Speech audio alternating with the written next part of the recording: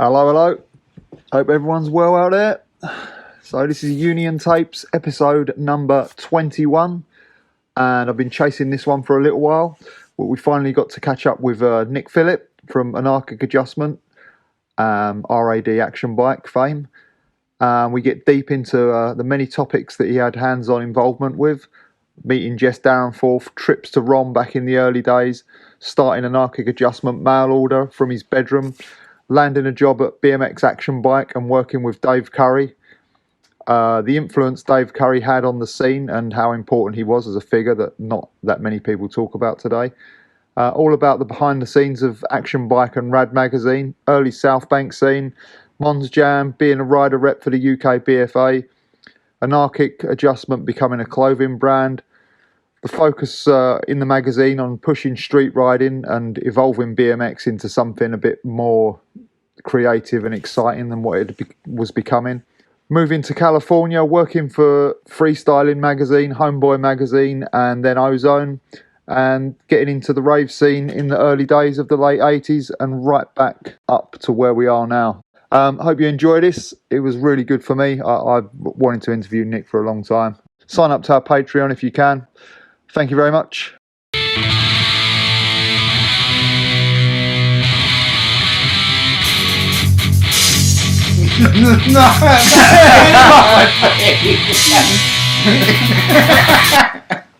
But I just want to clarify one thing. I don't care what Craig Campbell says or Tim March. I made up the wall ride. No, I'm just messing around. Cool, man. No worries. I saw that little. I watched Craig's thing, and he's so great, and we saw loads of love. So you saw the episode that I did with him, yeah? Yeah, I didn't go through all of the whole thing. I went through about 2/3 of it. Okay. I tell you, man, he's got a bloody good memory, because I was going through your questions and I was like, what, where, yeah. What the F, he's got an astounding memory, especially considering the stuff that we used to get up to in the rave scene. I watched it, and it was just that little clip about the wall ride I thought was funny. So, okay. Because I've heard your story of the wall ride. I think it was on Dave Nuri maybe, and I was like, oh fuck, I didn't know that. And then so that's where that came from. Yeah. Right. But that's funny. And he didn't get questions before either, so he was answering them off the bat. Wow, which was like, that's doubly impressive. Yeah. Wow. So Jess was the first person that I sent the questions to first. And did you do an interview with Jess? Yeah, Jess is on there. Yeah. Oh wow. Yeah. Knickers, man, I didn't know that.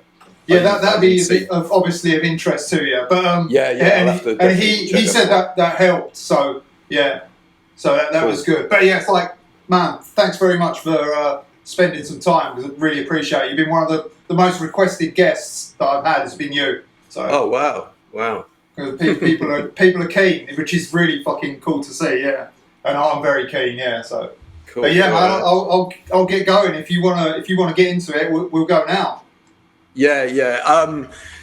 Disclaimer: I did a lot of probably did enough psychedelics to kill a small horse in the 90s. So my memory is not great. So no worries. Yeah. Just all good. We'll see where we can get. Yeah. But it's all right. We'll get what we get, and it'll be good anyway. So yeah. So if you just want to give us a quick, a brief bit of born and raised, and where you grew up, and when you was a kid and stuff. So I assume you've always lived in London, but I don't know. Yeah. But born and bred in London. Born in University College Hospital. I think that's near Euston, maybe. The 43 bus goes by it. Okay. Yeah. And I moved around a little bit when I was a kid. I was in Kentish Town, and that's where I went to school. And then my family sort of moved north of London, and we went to Muswell Hill, and it was in Muswell Hill when I got into BMX. Okay. did you get into like? You obviously had bikes before BMX. You had like rallies or some like kids bikes, or was BMX early? BMX was early. I knew how to ride a bike before I got a BMX, obviously. I remember like a friend of my mum's teaching me. I actually remember the moment when I first rode a bike. We went around to some family do with my family, and I think this guy was like a friend of my mother's, and they had a bike there, and I always wanted to learn to ride. I didn't know how to do it, and I remember being on this street, and it was at the sunset. The sun was coming down, and he was holding the bike, and I was pedaling, and then there was a moment where he let go and let me go, and that was the first time I rode a bike. That was you, I was hooked. I was hooked. Hold on 1 second. My dog's having no worries. Sorry about that. Cool, no problem. It was a magical moment of freedom. I remember that. I remember, I mean, you know, there's not a lot of things in your life that you remember exactly how you felt when it happened. And I did. But I don't think I really had a bike until I got a BMX. Yeah. Oh, really? Yeah. And so So that's a lot of people say that same thing. Like that was their first step to freedom, was like pedaling the bike, like because it kind of opened up their tiny little world into one that was a little bit bigger. But you didn't get into the skateboarding in the 70s. No, I didn't actually. My neighbour, who was sort of part of our BMX gang, he and his sister had skateboards, and I remember seeing them, and you know, just getting on it and falling off and not being able to do anything. But I remember looking at the wheels. So I think they might have had there's like really crappy plastic skateboards that are like £10 each or something. So I remember just looking at the wheels, the color of the wheels, the way the light went through them. I remember just being completely like, wow, this is amazing. But I didn't have one, and I couldn't ride. Okay, because they were like that sort of dense, opaque color, right? So when the light went through it. When the light went through it, you would see some refraction or interesting things happening. Yeah. So I that's the thing I remember about skateboarding the first time round. The first time it was around. Yeah. Okay. Yeah. So how did you like discover like BMX? Did you find it a magazine first, or a friend, or like how did it come about? How did the interest start? Yeah, I think I saw people riding BMXs around, and then they were selling them in a local bike shop in Muswell Hill. I forget the name of it now. I'd see them in the window. And then, because we had this sort of gang in Muswell Hill on Church Crescent where I lived, and we just used to get up to no good, man, you know. And one or two of them got BMXs, and I was like, wow, this is really cool. And so I got one then. So I think it was from hanging around with one or two of my friends getting them, and then we all got them. And then the boom was kind of creeping up then, right? So was that all that been 82, 83 or something? Is that or before that? Was it Hill Cycles that you got the bike from? I think it was Hill Cycles. Oh, wow. I think I got a Rally Burner. I tried to look up Hill Cycles before this to see if it was the place or not. But it was in Muswell Hill, and it was a rally dealer and all that stuff. I remember that the guy that ran it was not really knowledgeable at all about BMX specifically, you know. Yeah. But he was just selling them because I think he was a rally dealer. So we quickly graduated on from Hills to Shorter Rochford Cycles, which is in North Finchley. I remember that. Yeah. I actually briefly worked there. It was the first job I ever had. Oh, really? They had like a BMX team a bit later on, didn't they? At one point. Did they? I didn't know that. I didn't know that. Yeah, They did some demos. I tell you, I remember the guy that owned it. His son had the most sparkling, wicked BMX. You know, because his dad just gave him the most high end stuff. I think he had a profile. and he had profile cranks. Okay. And remember them? They were sort of like flight cranks. Yeah, yeah. You know, it was just this immaculate bike. He couldn't do anything. It was funny. Everyone used to sort of like take the piss out of him for being a poser. But when I worked there, he and I just used to get into so much malarkey. And in the back, they had a little shed that was where they did the repairs. Well, I wasn't allowed at the front, you know. I was in the back, like doing super like low end stuff.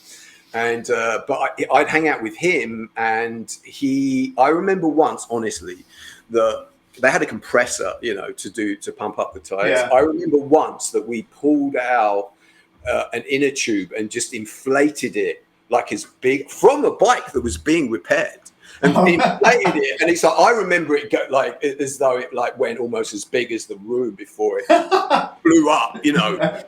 Yeah, it was. Yeah, we used to get into mad stuff, but that was kind of where I think they had some magazines there as well, and I used to have magazines there. So that was where you first saw like magazines and kind of become aware of. Probably, I remember that W.H. Smith had magazines as well, and I remember going there and regularly looking there. I think that Smith's had Action Bike or whatever, you know, and Rochford maybe had some slightly more exotic American stuff. Yeah. But I mean, really, in terms of bike shops, for me, like the whole thing started with Alpine Action. That's when it was like, that was the store that had vibe, and that was like really very much a foreshadowing, I think, now. I mean, because Boise used to work there. I didn't know him then, but just the vibe in there, the way it looked, and it was just amazing. The stickers they had. Yeah. I mean, sorry. Go on. I was going to say one of the things they had, I think they had like a sticker book at Alpine Action. And stickers I think I actually credit stickers as getting me into design and art and graphic design and visuals. BMX stickers, I was just like obsessed by them, and I collected them. And they had really great BMX stickers at Action Bike. And as you know, stickers and rare stickers are a real currency, you know. And that was kind of like almost like a symbol or a sign of how clued up you were, right? 100%. What stickers do you have on your bike? How rare are they? You know, and it were, they signified lots of different things. And I credit them for my interest in design. Amazing. Well, they were selling skateboard stickers, I guess, as well, right? Yes. Because they were very elaborate, like compared to BMX ones, like. I remember once. I don't know if we're like jumping around in time, but it's okay. We can go back and forward. Yeah. Okay. All right. Cool.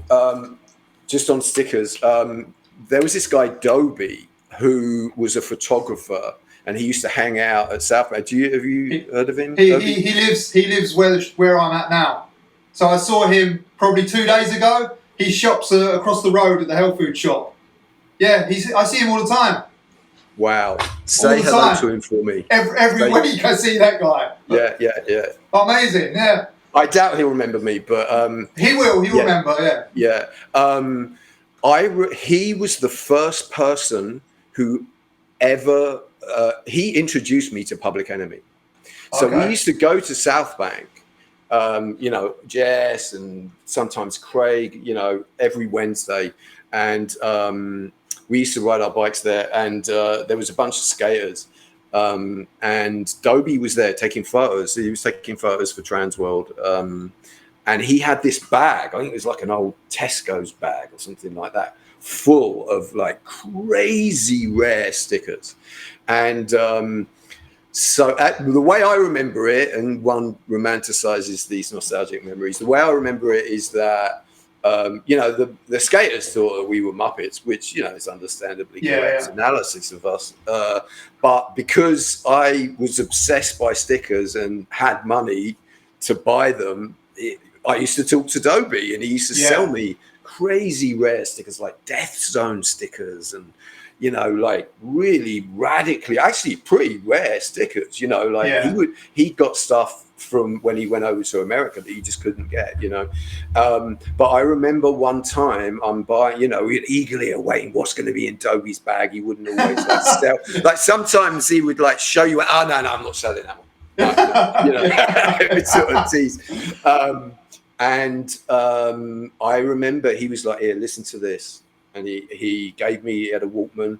I put the headphones on and it was Public Enemy, Rebel Without a Pause. And that moment also changed my life. It really did. At the time, I didn't realize how much it changed my life, but it did. So yeah, stickers, man, you know, it was a big part of the whole kind of like aesthetic, you know, visual thing. We have a similar, because we was locals at Chingford, so Paul Wright was our Dobie, you know.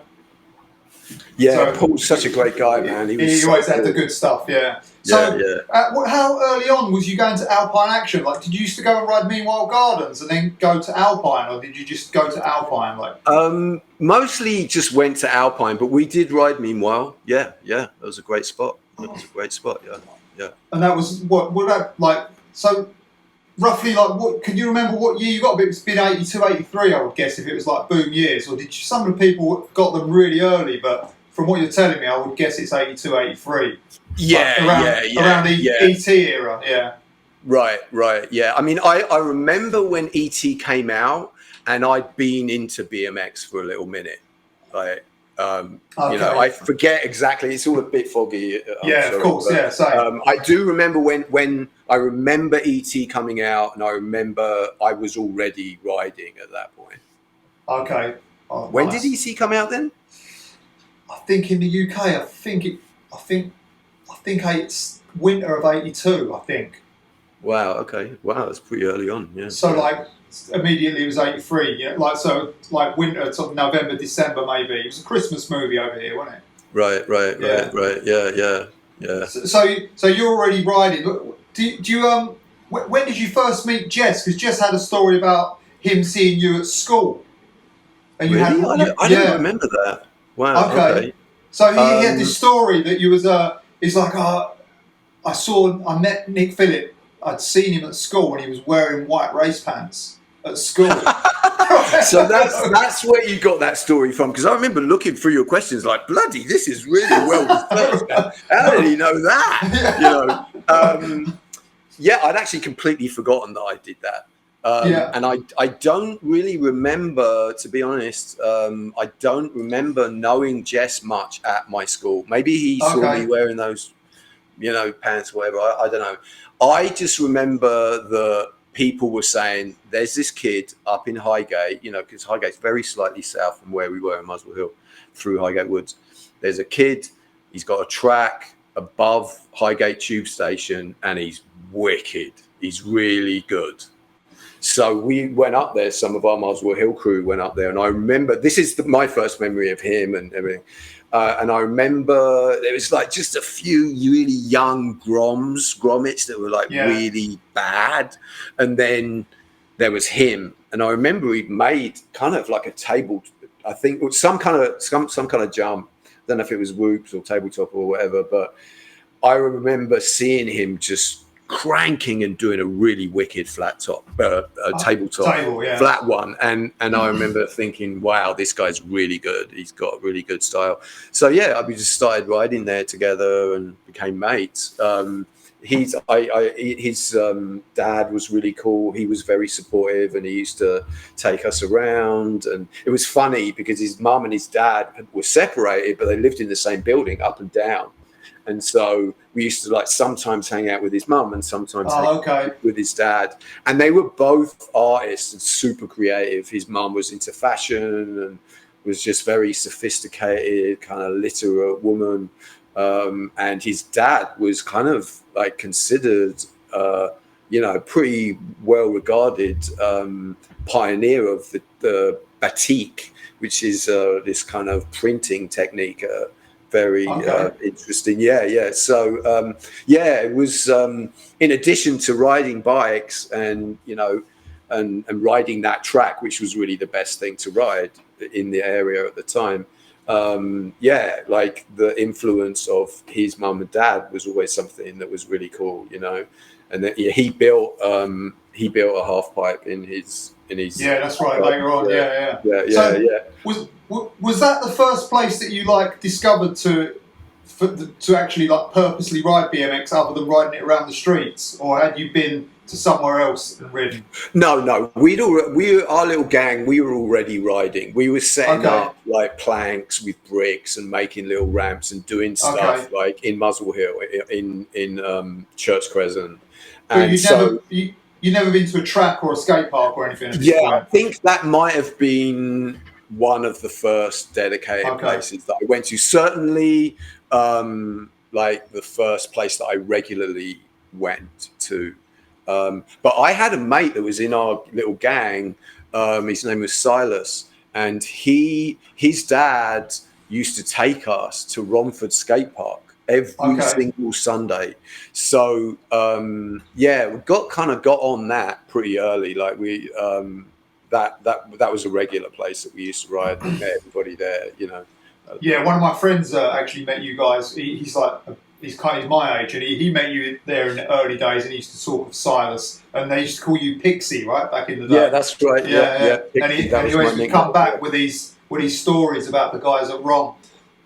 And like the early ROM set, like, did you guys ride the skate parks in like Camden at the time, or had you not discovered them? Was ROM discovered first? Yeah, so there was, as I recall, there was Romford. That was the one that like that was the Mecca, yeah, that was the Mecca, and it was fully BMX. I don't really remember there was like roller skaters there maybe, but I don't remember skateboarders there. And then there was Meanwhile. That's the one with the two banks and the channel. Is that Meanwhile, or am I getting confused with that? That's Meanwhile 2. Okay, Meanwhile 2, yeah. So there was that, which I remember when maybe you've seen it. I was going through old stuff, and there's a photograph of Meanwhile 2 on the day that Mark Gonzalez came over. And ollied the gap, he ollied the gap, and I'm actually sitting looking up at him with another guy who was a skateboarder. I remember that day. That was just like so amazing and inspiring. It was is he going to do it? Is he going to do it? And he just like kind of went for it really quickly. He bailed the first one, I think, and then he did it after that. And it was just like, that was epic, a groundbreaker, wasn't it? Yeah, it was just incredible. And I remember, and on the other side of Meanwhile was a big ramp. You know, it's underneath the motorway flyover. Yeah. So, there was a big ramp there, and then obviously Lee Reynolds that was later. Yeah. So So, but they had another skate park. There was one in Gardens. Right, yeah, there was one in Brixton as well. That's right, Stockwell, still there. Stockwell. I remember that. I remember actually going there with Craig, probably Jess as well, and I think we actually, rode our bikes there all the way there. And I remember we got there, and it was Brixton. It was, like in that time, it was kind of rough, Yeah, it was gnarly, Yeah. And I remember we got there, and that we're all these kids we had nice bikes by this point, and because we'd heard rumors about how crazy it was there, and there was like a bunch of locals, and they were like looking at us, and we were looking at them, and it was like, okay, who are these kids on their flash bikes, and we were a bit scared, I think. And I just remember Craig Campbell doing a jump, and there was like a bank, and it had a little wall next to it, and then it went onto the street. It was very close to the street, if I remember correctly. Yeah, that's right. Yeah, and I remember that he like went in and jumped over the fence and did a 360 over it. And I remember, no one gave us any trouble after that. These kids deserve their bikes. I think, because I remember it was a bit of a thing. It was like, a lot of, when things are trendy, it's like they were posers, and I think that was, it was, when he did that, it was like, all right, these guys can ride, and we had no trouble. It was really fun. So that must have been later 80s, though, right? That was later 80s. Earlier on, you know, we would go to Jess's track, and we would go to Romford, as I recall, you know. Yeah. And later on, when we got more into the street and the skateboarding kind of influence, then we wwent to that Brixton one and other places. Okay. Can you remember like the early Rom scene, like who the locals were and stuff, like the good guys there? Dave Curry? Curry. He was early, right? Curry was amazing. Billy Stupple was really good. I remember he was very smooth. I mean, he was like an incredible rider of that place. He could like ride their pool really, really. I'd never seen anyone like that before. Incredible. He was really good, and Curry was really good. I mean, Curry was a really, really important person, certainly to me, and to BMX Action Bike and Timberlake Boys and stuff, because his dad did something that. In the US, so his dad went over to America, and Dave went over to America, and so he had access to all this stuff that like none of us could get over in the UK, and he knew like Bob Morales and all these different people. So he just had style, you know. He was a stylish guy, and he like had access to stuff that no one else was getting. He made his handlebars, the Action Zone bars. I still to this day consider them the best handlebars ever. They were just that was just like one of the things that. Sorry, my power just went out. One of the products, you know, the early British products that were better than the American ones. Like, you know, with that pierced tube, like bar, the VDC kind of knocked that off, and the logo, you know, a real. Yeah, no, I was going to ask you about the logo. You know, it was. Far forward thinking, like so forward thinking for that Absolutely, stuff. Yeah. So, do you remember a guy called Marco at Rom as well? Oh yeah, Marco, yeah. So he was one of the standouts as well. Totally amazing, yeah. But you know what, man? I mean, Jess really stood out up there. He lit that place up, right? Yeah, because he could do in that main pool. Performance. The performance bowl, yeah. He could get serious air in there, you know, very, very, very, very high aerials he could do. Yeah, early too. Yeah, early, yeah. Allegedly, there was a time that he did this like massive air higher than anyone else. If I remember, there was like little speakers or something. That's it, this pole that was at the back, and he allegedly got over it or reached it or something, but no one was there to confirm it. And he said some kid had a picture, but we never saw it. I don't know, but he could, he sort of. We talk about that in his interview. Yeah, oh, it's really? Quite interesting because even I was probably like 11 or something at that point, and I heard that story. Like, Jess went over the speaker. Like, it was just folklore throughout of rock skate park. Total folklore. But either way, he could shred that bowl and he could go really high, and he was really good. Yeah. I've got pictures of him on a skyway, like blasted like 7 foot or something. Yeah. And it's like 80, like early 84 or 83. It's like really early for someone to be going that high. Yeah. He made it happen. Yeah, definitely. So you're going Rom. You're going like you're getting out and about. You're going to Alpine, and you're taking in the whole culture of the scene. Right, it's really young at the minute. It's a fledgling thing in the UK. So. What was the first BMX event that you went to? That's a good question. I actually don't remember off the top of my head. Sorry, but it was probably it was some contest. I can't remember if the first contests were organised by the BFA or if the BFA came out of contests. I can't remember. I think it was called UK BMX Freestyle Association, which was virtually the same thing. Yeah. Right. But I think there was a couple of shows in a couple of contests put on by Phase 7, but that was like, I think that was into 84, so that was a little bit into it, I think. And there was an early King of the Skate Parks at Rom. Did you go to that? I probably did. Yeah. I don't know if it was the one you're talking about. The one thing I remember about King of the Skate Parks at Romford, there was one contest that I don't even know if I entered it, but Curry was like amazing in it, and that was the early one. That was before. Yeah. So I'm saying now, Curry was robbed.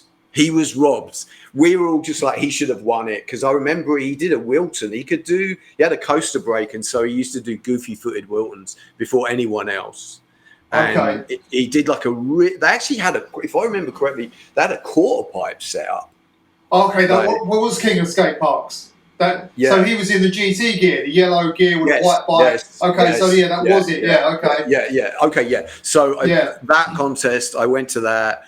He was amazing, looked amazing, and did tricks, the Wilton especially, that no one else was doing on the banks. He was really good on the banks. Like, that's what I think that he really excelled. He could jump the fence as well at Romford, which was a kind of rite of passage for everybody. I never did that, but he could do that. So that was a big respect. But I remember, they had like a quarter pipe, like a 6-foot quarter pipe. That's it. And the banks, And I remember him doing some crazy air. He used to alley-oop. He didn't do like normal aerials. I don't think he was ragged, wasn't he? I remember he was a big crowd pleaser at that contest, because he was so on edge. He'd sketch it out like. He got the biggest crowd reaction. I remember that. We used to call him Horse-Eye, actually. I remember, Jess and I, because I remember like his eyes would be like crazy. It was all part of why he was so amazing, right? Because you could tell he was on the edge, right? He was just going for it. It wasn't controlled and calculated. You really felt, and you were like right there with him, and he was like just going for shit, man. And I think that he might have even surprised himself a few times, hence the look in his eye. But that contest was really cool, and Curry was amazing. I forget who actually won. Do you remember? Craig won. Yeah. Craig won. I think that we all thought that Curry was robbed. Okay, I remember Curry hitting the quarter pipe and just hanging on for dear life, and it being like pretty cool. So that was like, so you're right. Is that where you learned to air at Rom or Jess's track, or like? No, actually, I had a quarter pipe in the garden in my house. We lived. I lived on the corner of Muswell Hill Broadway and Church Crescent, so we had a little downstairs flat, but a little tiny garden. And my mum let me build a quarter pipe and a kick turn ramp, and so I would ride that. And it was funny because there was actually a 134 bus stop that used to stop right outside our house. So I used to do you couldn't see the quarter pipe from the street because there was like all these bushes around, right? And so like the quarter pipe's like this, and there are all these bushes around, and then the bus would come this way and stop. And so what I would do is I'd go up and do an aerial, and it would look like I was just coming out of the bush. And it used to just scare the bejesus out of all the people on the bus. They were just like, whoa, they thought I was going to like land on them or something like that. So that's where I learned to aerial, but it was pretty limited because there wasn't that much space, and like if I over cranked it, I would like go into a wall that was only a foot or two away. It was a very narrow little corridor that I went to go, but that's sort of where I remember that I learned to air before I started riding Jess's ramp, because he had a fully good half pipe. That was early though for a quarter pipe though, right? It was pretty early. I don't actually know anyone else who had one at that time. Oh, amazing! Well, I didn't know anyone else. I mean, I'm sure there were people, but I just didn't know. And who was you like?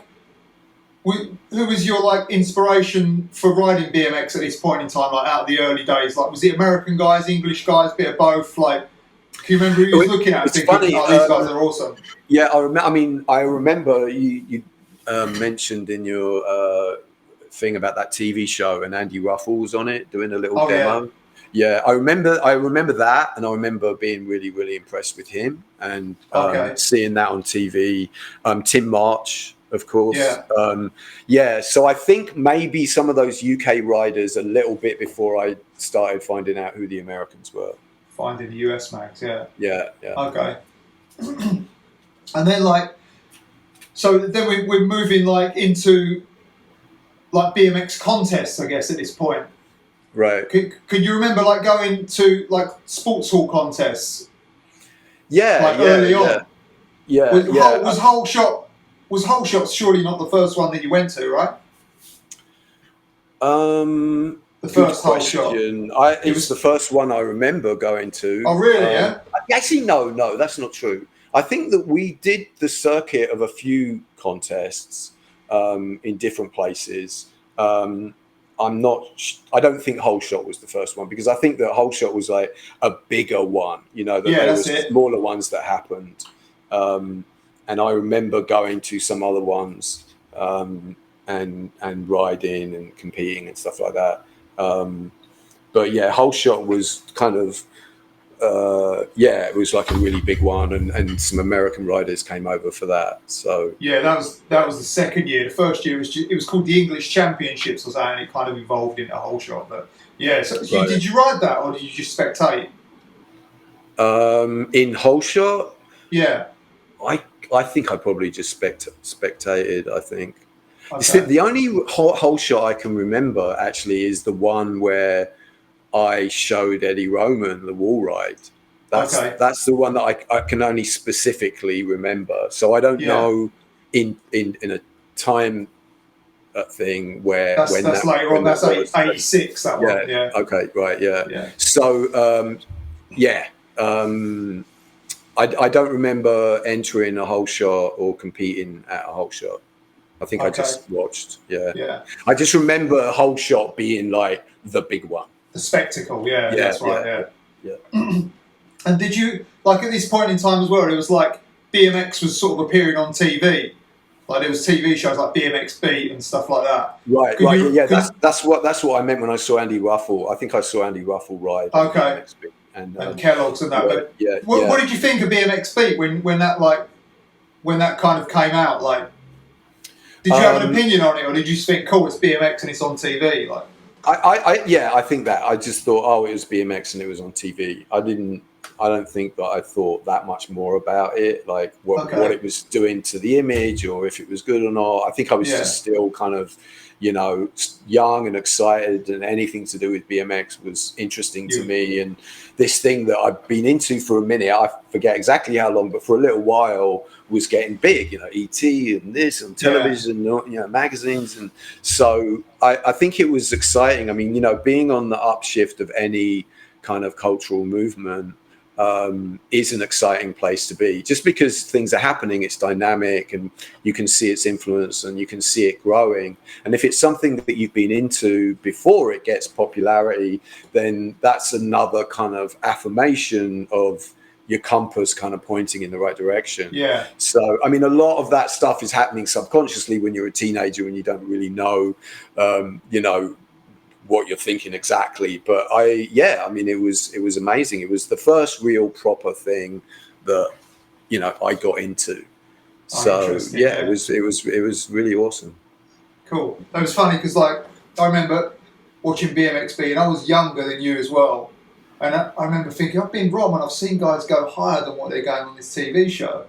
And that was and I was just like, well, what's going on here? And I couldn't figure it out. What is this? And then until later you realise that the quarter sucks, or there's no run up, or whatever it may be. But that was one of my takeaways. And I was really young, but I was still it's on TV and I'm having it, I'm right there with you. I think that, as I recall, that was my opinion. BMX is on television.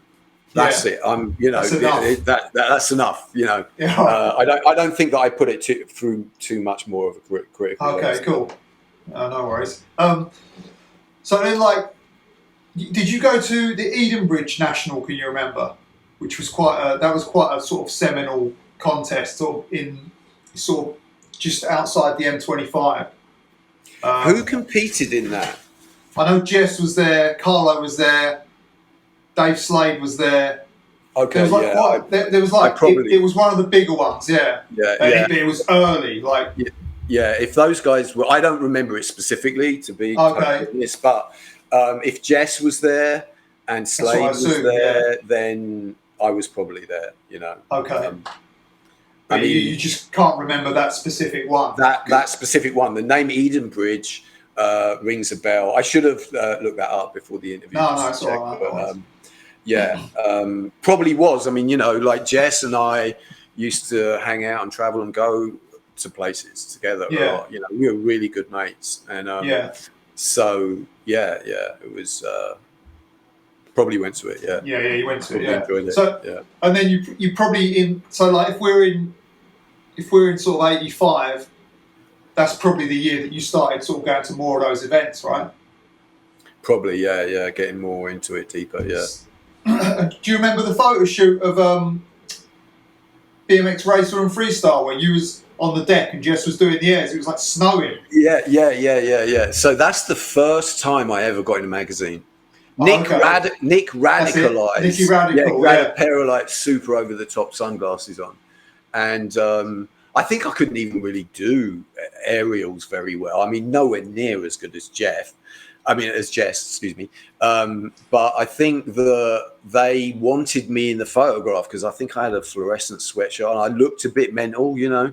So I did. If I remember correctly, I did a track stand on the top of the ramp, and then Jess was like doing an aerial over me. Yeah, I've got that mag. You're doing a track stand, and you're doing like that thing where you balance on the bars with your feet in the air as well. Right. Yeah. But you're in. I think you're in every pick.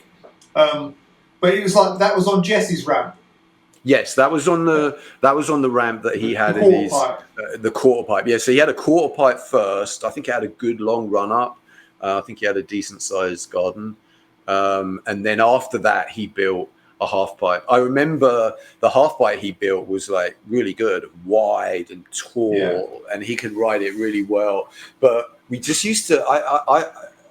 I mean, again, it's so long ago. It's like all these like little snippets of memories. But I remember it used to often rain, and he didn't have any covering for it or anything, so it used to move around a lot. You know, the wood just got wet. And I remember sometimes we'd ride it and it would just come off doing air and the whole thing would just like move. And then you just like hope it would come back close enough to like not hang up or like land on the flat bottom.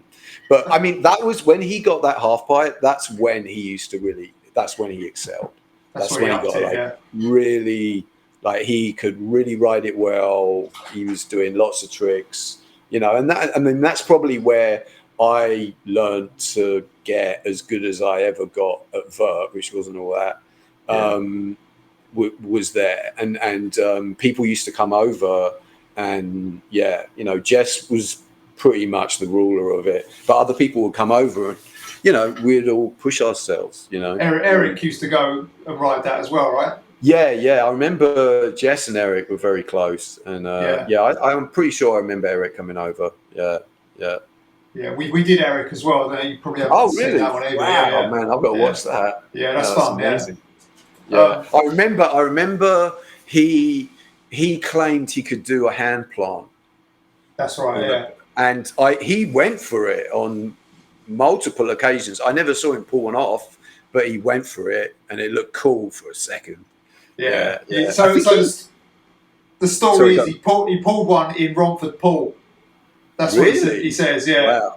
If he says he did, because the dynamics are correct for it, he says. But right. If he said he did, I believe him. You know, I mean, that guy had no fucking fear at all. No. You know, and he would just go for fucking mad shit that no one's ever done. I mean, really wicked. I mean, these are the people you want to ride with, right? You know, I was lucky, fortunate to be around people like that. You know, I mean, that was, you know, it's like that's what inspires you, right? That's what makes you want to progress. That's what like is a big part of it, is the community around. It's like a really interesting interplay of like a community and an individual. That's why I wasn't so into contests, but I was into progressing, or the notion of progressing. So that's why I think I was more attracted to street riding and doing stuff that was not contests, but in a group of people and being around with people who were really good. I mean, most of the time, I mean, after I kind of networked and got into riding with good people, because Jess was really, really good.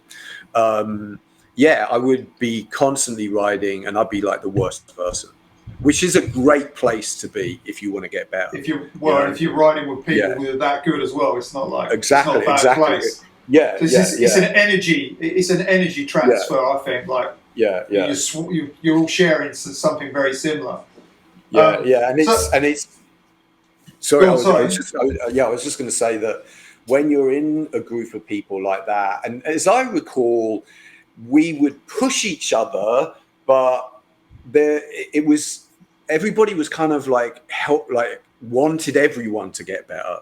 We wanted to, be really good and maybe be better than we were, but it didn't seem like it was like I'm the best and all that shit. It was kind of like we were inspiring each other. It wasn't when someone did something really cool. They weren't saying I'm better than you. We were all just like, wow, that's amazing. So that was one of the things I feel that was very positive for me, and just sort of formative in my attitude towards life going forwards, outside of what did BMX bring to my life. One of those things where being able to kind of like network with other people in a community around this shared thing that had measurable ways of seeing your progression, but together you would like get there and then express it in different ways. So I that was what got me inspired and turned me on much more than contests, I think. Okay, so the contest thing, you kind of weren't really into it anyway, but it was a meeting place, right? You met other people that shared the same passion. You go riding with them, you get to see good tricks, you get to see new bikes and different stuff like that. All of that stuff. Could you see, like in 1985, do you think you could see a decline in what was the BMX boom was kind of shrinking, or could you were just so into it that you couldn't even see that? I remember that I'm so happy that you know the chronological order of it and the dates. I just remember that we could feel that it was going down. Okay. But what really kind of clarified that was when I went to BMX Action Bike and then ended up working with them, that it was short. Like when I got in there, the reason why I even got in and worked there was that they were going through a transition and they were selling it. And so the editor at the time, I forget his name now, Spammed we used to call him, but James Black, Richard Grant. I think it was, Richard Grant, who was super cool to me. He was really cool. Like people, he got some slags from people. I don't know why. He was always really cool. I mean, I think if you're the boss, you always get slags. But it was going down at that point. So when I got involved, I think what happened was there was a transition in ownership. And it was bought by this other group, which had all these other magazines that were making tons of revenue.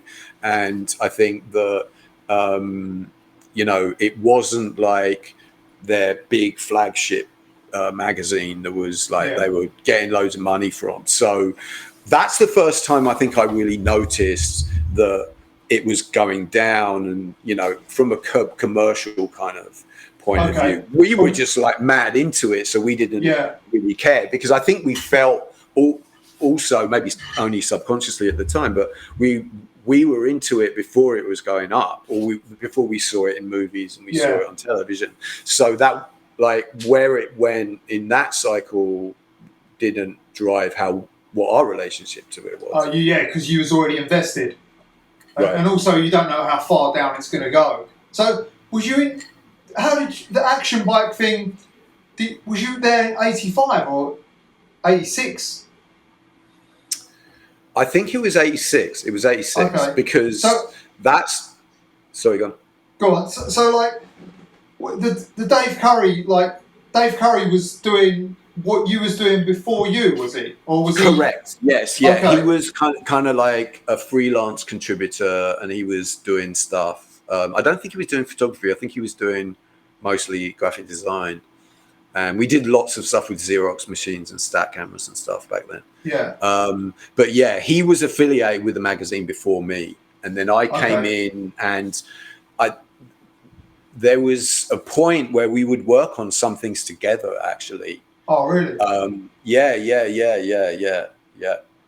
There was. So did you learn? Did you take much? You obviously, like, Dave Curry was a bit older than you, right? So yes. You've taken some stuff of what he's doing, like, and you've evolved that into your own. You've evolved that into your own thing and put your own thing on top. I just never knew that Dave Curry actually worked at Action, but I just thought he was like a test rider or something. Yeah, no, he did design for them. And I think that he was maybe like, so they make this transition, right? Like Richard Grant and all the other people leave, the whole team's gone. There was a woman, I think, that was the art director. I forget her name now, but she's gone. Everyone's gone. It's just Boise, right? Yeah. And then it's going down. It's on decline, right? And they were like, well, bollocks, we've got to sell this magazine, but we need someone to be the art director. And, who can we get to do it, right? And I think what happened is I'd gone in there to put an anarchic adjustment ad in the magazine and selling T-shirts. And they saw that and they thought, who's this kid? He'll probably work for cheap, which I did. And that's how I got in there. I know that Curry was affiliated with it, and he used to come and do stuff. Like when the transition came over and it was like mostly Boise, that was kind of calling the shots. Like Curry worked with Richard Grant as well. I think they had a little bit of a tumultuous relationship. So he was in there early and before me, but I think that, when that selling transition happens, as I remember it, I was just there and available and said I would do it. And that's kind of how that happened. I was just right place, right time. But Curry, he was ahead of the curve. He was a really good designer. I had a ton of respect for him. I remember when I did the Radmag logo, like it was based on some things that he and I had worked together on. So he was really important. Oh yeah, I assume so. Yeah, but I wasn't sure quite how much he did at that mag. So you used to was this anarchic adjustment when it was T-shirts or anarchic adjustment when it was the mail order? Okay, so it started out as just mail order. Well, basically what happened was I wanted to get custom vans because we love vans so much, right? Yeah. And there was a very limited amount of different styles that were available in the UK at that time. But, in the American magazines, there was people selling them. So, and you could customize them. You had to wait a long time to get them, but you could customize the colorways and all, like the little message that was going around the bottom and the different fabrics and stuff like that. And it was all totally analog the way that you would do it. I think I just wrote down, I want the leather upper in this color, and you could pick from it and whatever. All right. And so what I did was I got some of our crew, Jess and other people, the Muswell Hill people, like to tell me what they wanted, and then I just made up a bunch of other ones that I wanted to get that I thought would look really good, and then just ordered a massive box of vans, of custom vans, and I think maybe some other things, but as I remember correctly, if I remember correctly, it was vans, and so we got these custom vans that no one had, no one in the UK had them. No one in London, no one in the UK, because they were actually kind of one-offs. So that's how it started. I was just doing that, and they sold fast, and I think I might have done it a couple of times. But I remember, like in our crew, like I did it, and I think it was Damon Nichols who said, "You need a name for it." And so then I was like, "Oh yeah, okay, I should come up with a name." And then came up with an archic adjustment. I was studying, so I was probably around 16 then. So I just started, I was just starting my A-levels, I think, and I was doing politics, sociology, and modern history. And I remember my teacher at the school was an anarchist. I remember going to school and sitting in my first, A-level politics class. And he said, I forget his name now, he was a really cool guy. He was like, yeah, I just think that because you're studying politics and I'm teaching you politics, that I should tell you ideologically where I'm at. And I'm an anarchist. So, anarchism was on the table in the conversation in the politics class, amongst the plethora of other political ideologies. And so I sort of like studied a little bit through him, and he was a big influence on me. So that was just what I was thinking about when I was doing this BMX stuff, right? When I was at school, I was doing that. So that's how I came up with the name, because I was like, I wanted something. Anarchic adjustment was like not total anarchy, but just tweak it a little bit, shake it up a little bit. It's an adjustment, in that direction. So so that's how we came up with the name. And then we were like, oh well, we had a made a logo for it, and then it was just, we might as well just make t-shirts with the logo on it. You did the first logo? Okay, this is very important, needs to be clarified. I did not do the first logo. Okay. I did not do the A. I did the rest of it. But you did the writing? Yeah, the writing. It was Letraset. Okay. It was a rubber. Okay. Yeah, one was called Rubber Stamp, and it was kind of like a stencil.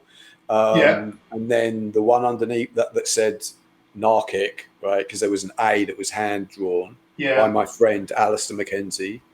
And then it said adjustment underneath, and that was a different Letraset rub-on font that kind of that's right. Would have been Xeroxed and distressed. And I don't know how I found it, but I found someone that made stickers, and it was a guy who was a dentist, and in his spare time he made stickers, and I somehow got stickers made, and stickers, right? I really wanted my own stickers, and we got stickers made just because like I was selling the shirts, and this is the name of the place, right? And then so we made the stickers and we stick them around, and then made some t-shirts. I actually screen printed the first ones in my house, actually. Oh, okay. My mum let me clean the screens out in our bath, much to my father's dismay. That didn't last very long, but so, and then that sort of, it was, at the time where this transition was happening in BMX and going into, away from the contests, away from the uniforms, into, street style and what became streetwear. We were just there, and we had a logo and stickers and a little gang and a vibe. And I was, so that people like kind of got interested in, they just saw the name around, and we put the stickers on the coping and stuff like that. Yeah. So I went to BMX Action bike to put an advert in to sell an archic adjustment. So you went with with an actual ad to give them? No. exactly what happened was I went there and I said, I want to do an ad. How do I do it? Okay. And they were like, oh, you need to learn how to do graphic design. And so I quickly went off and did some like night classes at the, I forget it. It was like a university in London where I actually did like night classes in graphic design. And it was funny because I just wanted to learn how I could do typesetting and enough to be able to do an advert. That was it. I didn't really care too much about learning everything else. I was just into BMX. I didn't really see myself as being a graphic designer. You know, I just wanted, how do I do this so I can get this done? I want it to look as good as I can make it. But, you know, so I went to this class and funny story, right? So we go to this class. I remember this. And we're in this, I wish I could remember the name of the place. It will come to me later. But I remember the teacher, there was like, 25, 30 people in this class. And he said, okay, what I'm going to do is I'm going to give you a word. And here is a little square bit of like paper or wood or something. And then just illustrate visually this word that I'm going to give you on this piece of paper, right? And there were these big, long tables, wooden tables that everybody laid out their work on, and then the teacher would like come down and look at it. So, guess what word they wanted? They wanted to illustrate. Anarchy, right? Yeah, okay. Yes, anarchy. I thought it was just too. No, I didn't think that was going to be it. Yeah. Honestly, that was it.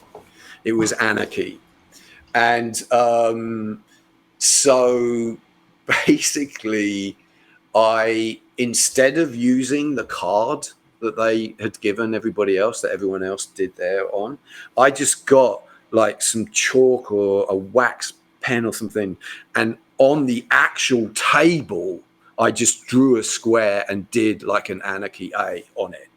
You know, I didn't do it on the piece that I was given. You actually was anarchic about it. Yeah, okay. I was anarchic in the way I represented it because that's what it meant to me. Yeah, you know, it was outside boundaries and normal, whatever.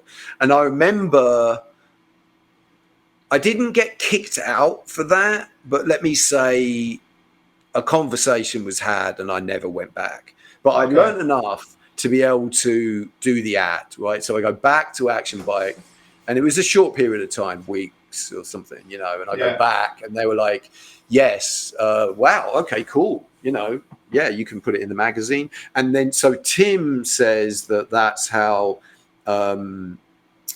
he kind of first noticed me. It was just like, this kid comes in, he doesn't know anything. And then like a week or 2 weeks later, he comes back and he's got something that's sort of, whatever, done. Fast learner, Yeah. So, I think that they just remembered that. And then, when they made the transition and they needed someone who would work for cheap, let me emphasize that, I was just like excited, amazing. Wow. Work for the magazine. Yeah, I'll do it. I was really very, very untrained, really clueless, terrible designer, awful, I think that's the beauty of it, though. When I look at the mags now, like those they're amazing, man. So, this is so you've not met TLB before, or you had met TLB before? I was just trying to remember if I had met him before or not. Because you had the cover of Action Bike, and that was the first time I'd seen anarchic adjustment stickers. You were doing like the one-footed air on your quarter, all in white. Right, yeah. And there was fluorescent stickers, like everywhere. Yeah, I was looking for that cover to try and find that picture, and I couldn't find it quickly before. I've got it. I think that maybe that Boise came and did some photos of us lot, maybe or of Jess or something. So that may have been the first time that I actually met him. I'm not sure exactly. I don't know if it was when I went down to put the advert in the magazine or if it was on a photo session where he came up to take photographs of some people and I was there as well. Either way, you wasn't that familiar with him, yeah? No. Okay. I didn't know him, no. Okay. So then like it's turned into a t-shirt thing. Yeah. Then it's sort of like, it was actually was like easier to get t-shirts printed and more creative and fun than like order vans all the time. So And you was it's sort of selling bike stuff as well, right? And skate stuff. I did sell some other components and bits and pieces for a little while that I would be able to get from the wholesalers. Well, I think they all knew that I was just some kid doing it out of his bedroom. But I think because I had, some connections with the magazines, there was some kind of legitimacy to it, enough for them to like sell me a few things here and there. But as I remember, that period of it didn't last that long. Okay, because I've got I've actually it's on a PDF, but one of your catalogues from them really? times. Yeah, I'll send it to you. I need to see that, please. Yeah, I've had it a couple of years. I found it somewhere online. I was like, I didn't even know it was a mail order first. So that was like, oh fucking hell, like and it had skateboard stuff. I'm pretty sure as well. So that'll be in this when it comes out. When did like the sort of rebellion to the BFA start? Because it's like, was it Mons 1? Was you at Mons Jam 1? Yeah, I'm pretty sure it was Mons 1. It was. Where the TM sort of kicks off about stuff, right? Yeah. Because as I remember, that was actually maybe the first half-pipe contest that ever happened. Ever. In the UK? No, in the UK, I think it might have been before Ron's Too Hip Stuff. No, but Joe's. Maybe. Remember Joe's? Joe Lopes. No, I don't. Okay, so he did a half pipe contest in America. It was Van der Speck organised it. It was the feature with the big skull and crossbones on the ramp. Do you remember that feature in Freestylin? I remember that, and there was people sitting on the roof watching people ride. They had a channel and stuff. That was the first one. Right. And I'm guessing that people saw that and then they took that one. I think Mons was definitely the first in the UK. It was pretty early. It was very early. I went to that first one. I think I may have gone to Mons before that actual contest. I think I went there with Tim, I think once before. And when they had the ramps inside. They had like the quarters inside. I remember it being outside. So if they took them outside for the contest, then that was when maybe it was the contest was the first time. No, I think I went there before that contest, and the ramps were outside, and it was amazing, and Mon was so cool, and his parents were so cool, and I remember being warned about his cider by Tim Leighton Boyce. He's like, be careful with the cider. And I did not heed his warning, to my own roughness the next morning. But I remember, I think that there was like, this party that happened. And there was like some, like punk band playing and people were drinking cider. And it was really cool, man. It was an amazing scene. It was great. And is that where the rebellion for the BFA came from, after that guy kicked off about his team being there and he took them home? Okay, so that's where it manifested itself in a clear statement against it. That's where all the lines drew together. Okay, but, so you was already angry with it before that? Yes, because I was the writer's representative on. At the BFA. I was the only person who was in that room that was talking about what was going to happen with BMX and contests and everything, that we actually wrote, and what put the seed into me of not being happy about that whole thing was twofold. Was one, that what they saw BMX freestyle as being, and what I saw it as, and our group of people, like little group thought it was different. They wanted it to be, you know, all about contests, and Colin Kefford kept on saying it's you know, it's about ice skating, and it was very technical, you know, and it's scored in this way and everything. Okay. You know, and we were like, it's about creative expression, man. That's what this is about. It's about expressing yourself. That's the most important part of it. And having all these constraints over it is like constraining the creativity of it, the vital creativity. So that was one of the reasons. And the other reason was that they would let me talk, but they never listened to me. Okay. So I just got frustrated with that. You know, it was like, you know, it was work to go to the meetings, and, you know, like I really honestly went into it totally with the best intentions and believing that we could all make it better together and it was going to be good. You know, that like I could help. I went and talked to riders and told them about what was going on and asked them what I should say and all of that stuff. You know, I really did, honestly, with the best intentions, go into it. And it just seemed like they had their agenda. And I was kind of like, all right, we'll let the rider speak for a little minute, right? Because we kind of have to, right? Just say, and then just ignore him and forget it, you know, like they just didn't take it seriously and were kind of condescending and, you know, dismissive. And you was young at this point, right? So it's quite intimidating, I guess, right? Yeah, it was a little intimidating, but, you know, I just got frustrated. And how did you end up getting that position? I don't remember, actually. Yeah, I don't remember how. I didn't know it was like the whole. I just thought you was like for the London region or something. I didn't know you was the rider representative for the whole country. Well, I know that the meetings that I went to, I was the only rider that was there. Yeah, so if there were other riders from other regions, then I didn't see them or I didn't know about them. I don't remember it being specific to London or region. I just remember that I was the rider's representative, and I was the only one who rode that was in these meetings. Yeah, because I've looked at this like quite a lot doing these interviews.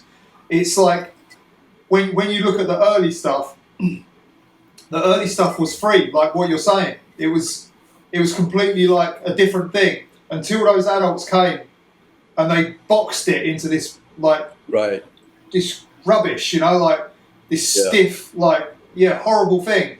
And then we had to wait for them to go, which I think that you guys helped usher them out before it returned to itself. Yeah, I mean, I think that we were the kids, the people that said, no, we're not going to follow you and do that. Yeah. We're going to go and do this. Yeah. Sorry, man. And that's why I burnt my license, because I was like, you know, I'm just done with it. I'm not going to, like, you know, they're not listening, and where they want to go anyway is, I was just not down with it. You know what I mean? Yeah. Like, we were influenced by, you know, skateboarders and b-boys and, you know, all of that. It was not ice skating and, you know, no, it was, and we wanted to ride the street, and we didn't want to wear uniforms, and you know, so and they just wouldn't, because they had such a fixed view of what they wanted it to be. They just wouldn't even entertain the possibility that any of these other ways of expressing it could be legitimized, you know. So I was just like, I'm done with it. I'm out of it. And who was the other riders that were like, that were most, I take it most riders probably thought the same as you? Well, it definitely, you know, struck a nerve for sure. Jess was down with it as well. I mean, I wasn't sponsored, right? You know, I had my own little anarchic adjustment thing, and I was working at the magazine, but I wasn't sponsored. I wasn't getting bikes. I didn't have a team manager or anyone telling me what to do, what to wear, or anything like that, you know. So it was easier for me to just burn my license and be a fucking mad anarchist, right? Because I didn't have anything to lose, really, you know.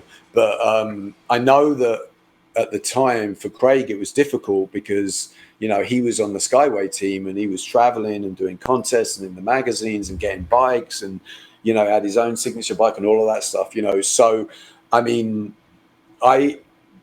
you know, he did agree with what we were doing. And then, of course, you know, what he did in his career later was like an amazing exemplar of the energy and vibe that we were perpetuating. And I have a deep respect for that guy. But yeah, I think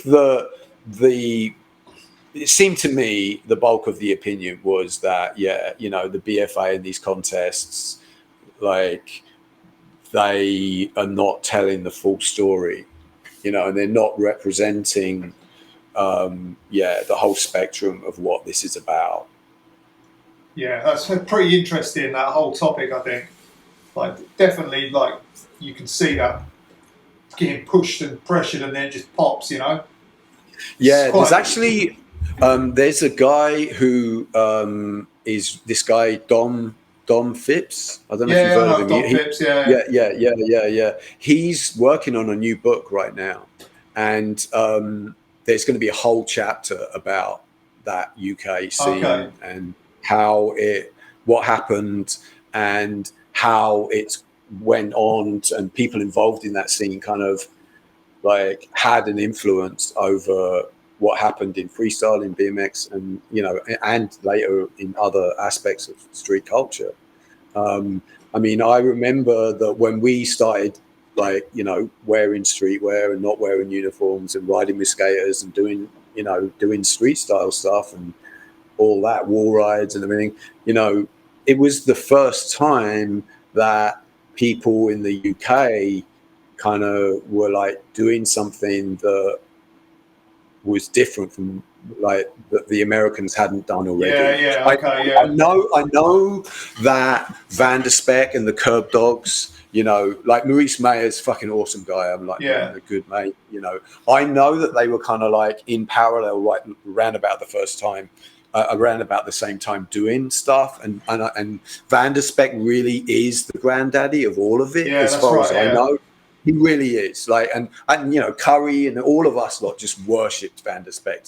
He was like the guy, and he could skate and he could ride and he put it together and he's fucking amazing, right? But I think that as a movement, we kind of galvanized something together and got it was sort of maybe a bit more cohesive, right? And so because I was working at the magazine and the magazine's going down, they're like, holy shit, we've got to do something because this is going down.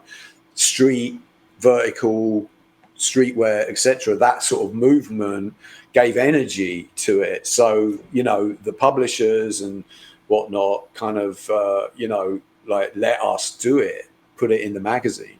And I think that because we kind of cohesively issue after issue, we're covering this stuff and covering skateboarding too, and the beginnings of streetwear and stuff like that. Like, it was kind of quite a big part of the focus of the aesthetic of the magazine, which then, you know, turned into Rad magazine. So I think that, it was like really a special moment, and was definitely something that was uniquely British, you know. I think you had a platform for it, and it was like you say, precisely. It was kind of like it become a bit more structured than like suddenly it was a thing that you could do and you could get in the mag doing it. Whereas before people did it, but they wouldn't be in the mag for doing like a exactly. I mean, a fence or something. Right. I mean, another thing also is that we kind of had a different context about, which was enabled us to cover that stuff, is that we didn't have a whole bunch of corporate bike companies paying for ads in the magazine. You know, there was just like less money overall, and advertisers that had, you know, any kind of influence over what the editorial was going to be, you know.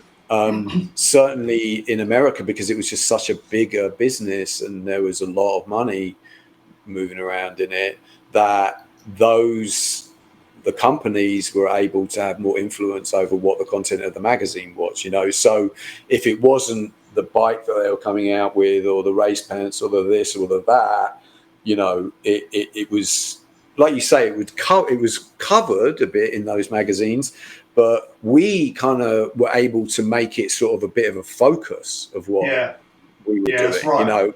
And then that was preparatory for the transition into Radmag, you know.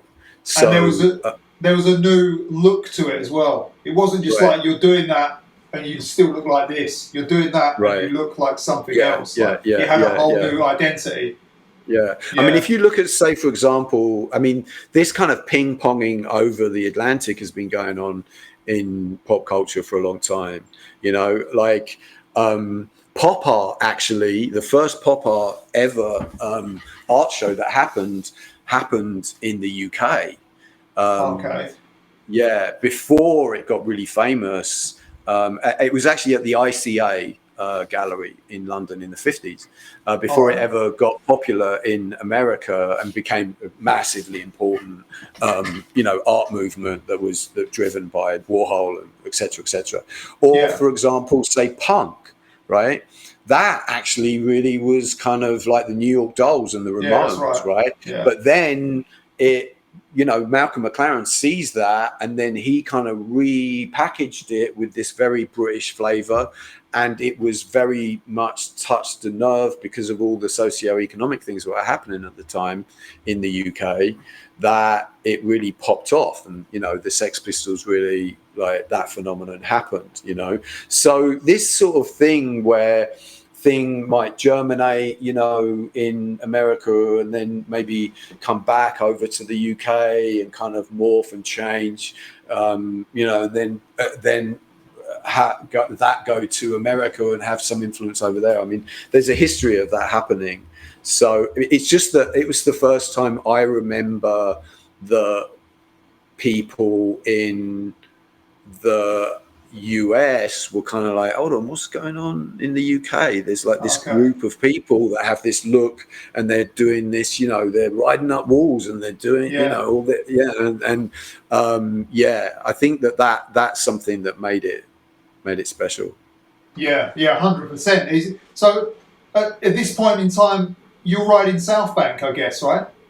Yeah, Southbank on Wednesdays was the place. Yeah. Okay. So on Wednesday evenings, I mean, that's actually where I started developing wall rides and doing wall rides, was there. Okay. It was so great, man. It was really great. It was like magical, and it was. I mean, because there was always some kind of problems and friction between skaters and BMXers. You know, I think that because for a while, you know, the skaters had, like, that fad and the commercial aspects of it had died off, and, you know, BMX came in, that there was some, you know, rivalry or whatever between skaters and BMXers, and skaters didn't like BMXers. But we were, there was a few people, skaters, who we kind of befriended and became friends with. Bod Boyle was one of them, you know, Dobie was, there, and Tim Leighton Boyce, because he was so involved with skateboarding and then went to BMX. He was a really important person that would be there sometimes. But we kind of just became friends with a number of skaters, and they let us ride there with them, and they didn't, like, you know, take the piss out of us or whatever, you know. So it kind of coexisted a little bit. And there was some mutation that happened, you know, mostly us looking at the skaters and thinking, how can we do that on our bike? So did you got the wall ride that you did from skateboarding, I assume? I got it from skating. Yeah, I remember. Was that on the bank to wall first, or, you know, no, it was off the flat. Yeah. Wow. That's that's where I did it. Yeah, on a flat. There was also, maybe Jess remembers this. I don't remember where it came exactly in the chronology of it, but we used to ride in Highgate Tube Station. Because Jess mentioned it. Because it would be raining out, right? You know, in the winter. I remember there was a winter, and in Highgate Tube Station, there was the whole tube station. Then there was this big escalator and an exit where you would go out. And it was quite far away from where the actual tube station was, or where the platforms were, where you get your ticket and all of that. It was like the escalator was really long and it went far up. So this little room that you just walk through quickly to get out and then go to the street right there at Highgate was pretty much empty. You know, nothing was happening there. There was no staff, you know, underground British transport staff, and there was no surveillance cameras. And so, we used to ride there. It was very, very barren. No banks, nothing. It was just walls. And there were these big windows that had kind of like window sills that were quite deep and fairly high, like waist high around that, you know. And so sometimes that was the only place we could realistically ride. So what are you going to do, you know? So I think that also, I remember us doing wall rides and street stuff there, just because we couldn't ride anywhere else. And what was available in the one place we could ride was pretty minimal. So that was part of it as well. I just think that kind of environment. So you had to make something of what's there, right? So that's how that came about. And what was there was very limited. Yeah. So the first wall ride that you ever did, what was that at Southbank or was that at Highgate? I'm not sure actually. Sorry. Oh, okay. No worries. I was just curious of like where it would have been done first.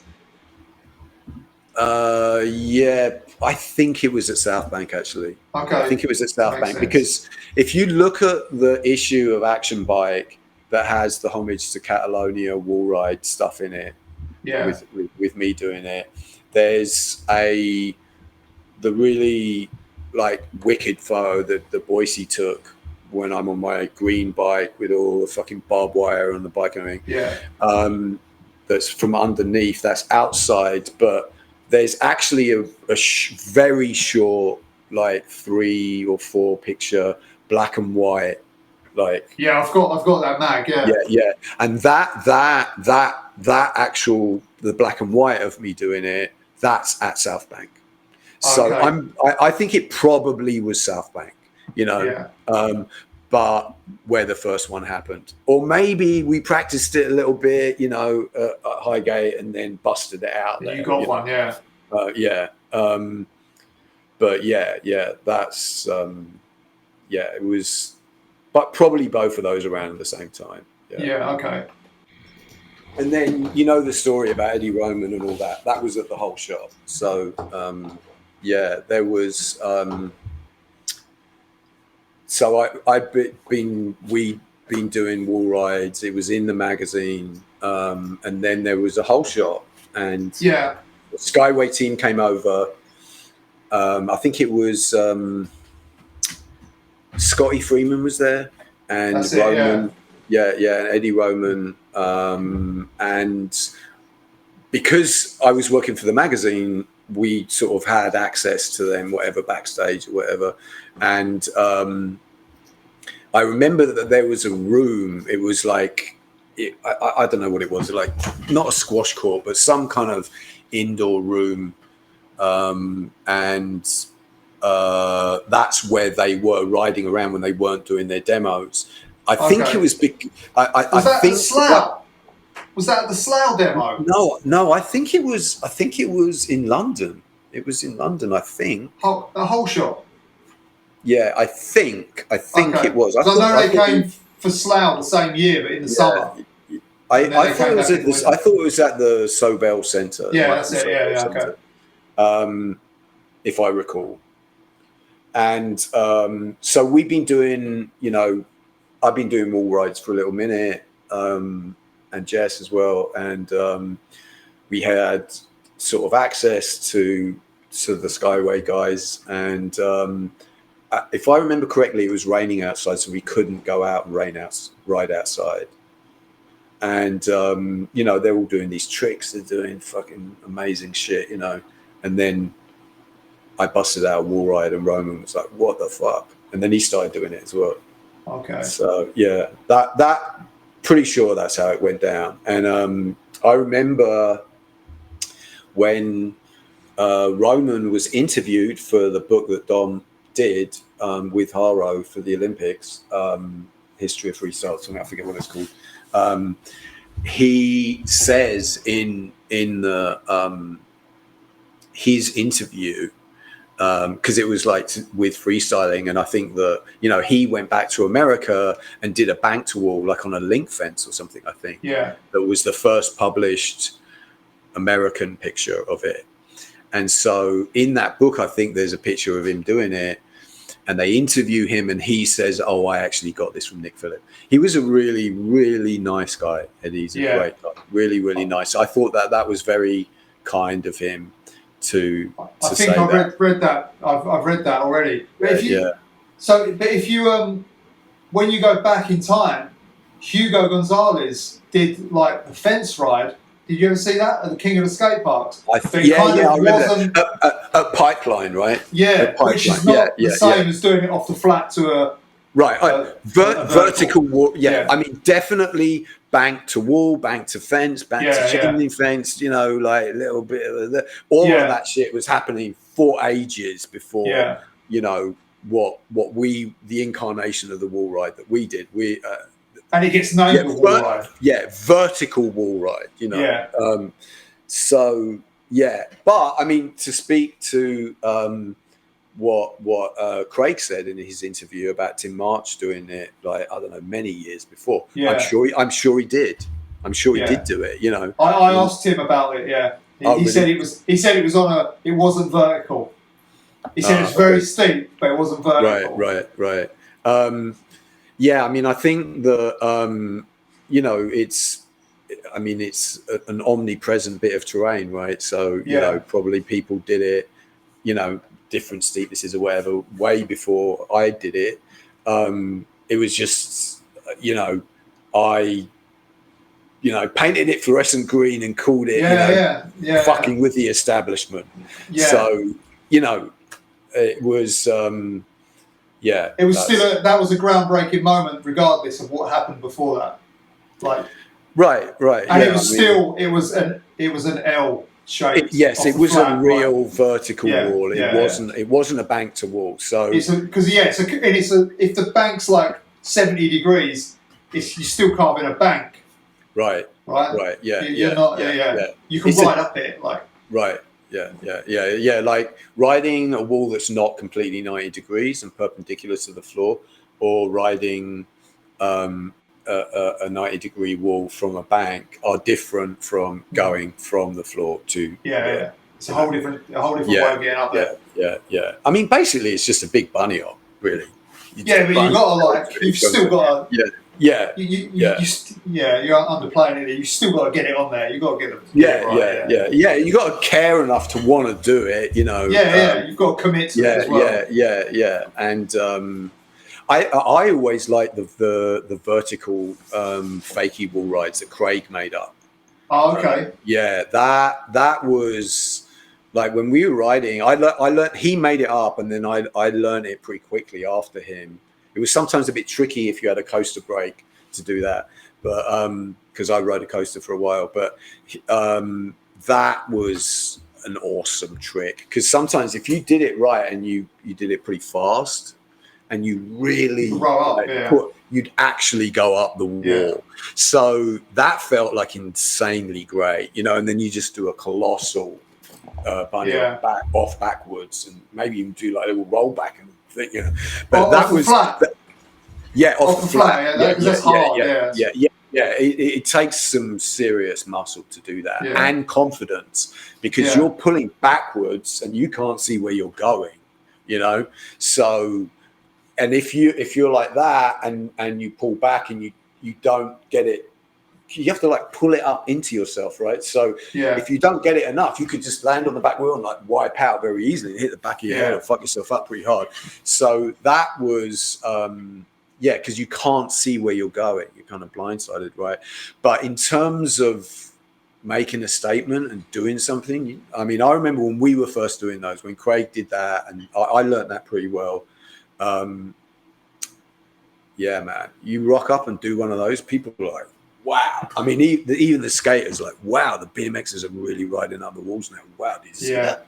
You know, yeah, I mean, I remember Craig, like way later, you know, Craig Grosso did like no-handed and stuff like that. Yeah, that's it. But yeah, the fakie wall ride was actually the one that I kind of really enjoyed, that one, because you could do it in a really pretty narrow space. I mean, technically, you only need the width of your toes. Yeah, you need a post, yeah.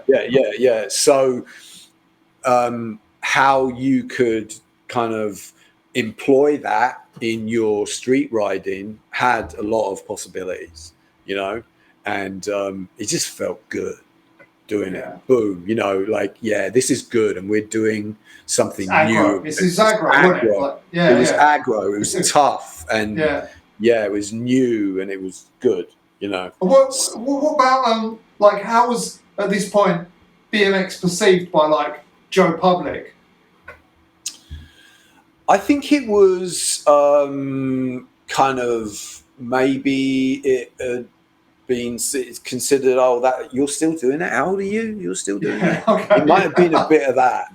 And to be honest with you, Jay, I think part of what got us motivated to get into streetwear and distance ourselves from uniforms and parents and Colin Kefford and everything was that we wanted to like be associated, as I said, with, you know, shit that we thought was cool, people who we looked up to, you know, not that other stuff. And so childish, it kind of was very childish, wasn't it? Like, it was. And what about like musical influences at this time? Like, are you guys like listening to punk, or like, are you hip hop, or both, or like?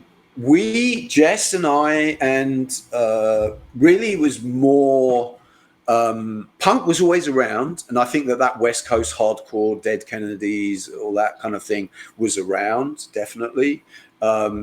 Suicidal tendencies and all of that stuff. But I think that for us, in the little bit of London that we were in, it was hip hop and electro and hip hop. Electro into hip hop. Yeah. So yeah, that's what we were into. And I think really where that actually galvanized and was a very important tipping point in the development of this thing and our awareness of it as a phenomenon, that we were like, you know, on a ride with and also riding and going with, was when I was working at Action Bike, we got a call one day from, I think it was a DJ who was doing a club called Delirium that was at near Center Point. There was an old, there was a space that had not been used for a long time. It was a theater, and he wanted to turn it into a club. But to get the permits to do the club, he had to have a certain amount of the evening in minutes. It was timed out in minutes to be something other than music and DJs. So, you know, he needed some other stuff to happen there. So he called up and was like, can I get some people to ride their bikes on stage at the club? I think he also, I remember there was mud wrestlers. They had mud wrestlers there. And it was called Delirium. And it ended up being an incredibly seminal club for hip hop in in the very, very early days, pre-rave, you know, pre-acid house, should I say. And so our little crew, you know, Jess and you know, Damon and Tony and of course Craig, we used to go there, like, because they called up and said, do you know anyone that can do this? And I was like, yeah, me, I'll do it, you know. And so yeah, we just got our little crew together, and we had like 2 quarter pipes, making a half pipe on the ramp, and we rode, and it ended up being one of the most happening like hip hop clubs in London in the early day. And we when we rode every week, we did it. The Beastie Boys played. I'd never heard of them before. Like, one of the Beastie Boys got on my bike and went over the handlebars because it had a coaster brake on it. Like, yeah, so it was, that was all really new to us. You know, like, that's when we sort of discovered this, which is now referred to as the kind of golden age of hip hop. You know, the bit of hip hop that was sort of before the the gangster rap period, sort of in the late the mid to late 80s, and Public Enemy, the Beastie Boys, Schoolie D, EPMD. There was also a DJ there, Tim Cimarron, who was really good. Oh yeah, I know that name. Yeah. He used to play the kind of like rare grooves and hip hop together, and play a lot of the breaks that were sampled by the hip hop records, you know, and play the original break of it, and you know, so that was really amazing because we asked like I remember, I think Damon Nichols, actually, because he was in our crew, he was too young. He wasn't, I think we were all 18 and he was 17. Okay. And he was like not legally allowed in the club, but we always managed to fudge it, you know. And but yeah, so we were like really pretty young going to this like really happening club and riding our bikes there, and you know, like drinking and having laughs and doing all your two worlds met into one there, right? Exactly, yeah. How long did that last? Oh man, Craig would know that down to the month, probably. Yeah, sorry, my memory's foggy. I don't know, no worries. Maybe a year, maybe something like that. That's what I was thinking, like a year or so, Yeah. I don't think it was like a really long time, but it was just, it put everything together, you know, it like kind of, this thing that we've been getting into, then there was this, we were in this environment where this really cutting edge music was happening. So we were like, you know, it was just like a really big influence in what we were into, what we liked, and the fashion. People were wearing like Boy London and Doc Martens. Like, we would sometimes wear like it was fashionable to wear Doc Martens with steel toe cap Doc Martens, but with the leather cut out where the toe is. I remember. Yeah. So we would ride our bikes with those on, you know. So we were like half club streetwear, half like, you know, West Coast surf wear kind of thing, you know. And it was this very London fashion culture meeting the West Coast influences of us being around action sports and skating and BMX, obviously. So that, I think, was like a really important part of how a number of us got really influenced by, you know, the marriage of streetwear and music and fashion and all of those different kind of things coming together.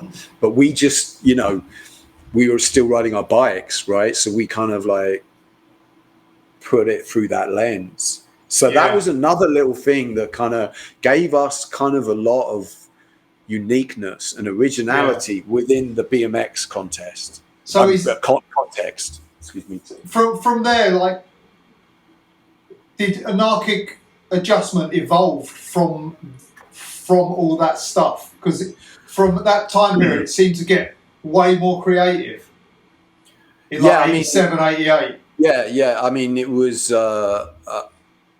was, you know, if you're a creative person, as you are yourself, you know that like your environment and other creative work around you is massively important. I mean, personally, I think the creative process it's a little bit analogous to breathing.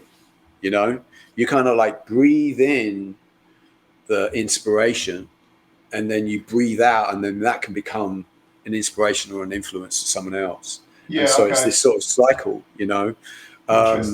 So very much any part of my creative endeavors, whatever they may be, was certainly influenced by going to every week to some like buckling mental hip hop club and being backstage and like just seeing, because it was really early. I mean, I remember we'd rode on stage with the Beastie Boys before License to Ill came out. Jess mentioned it.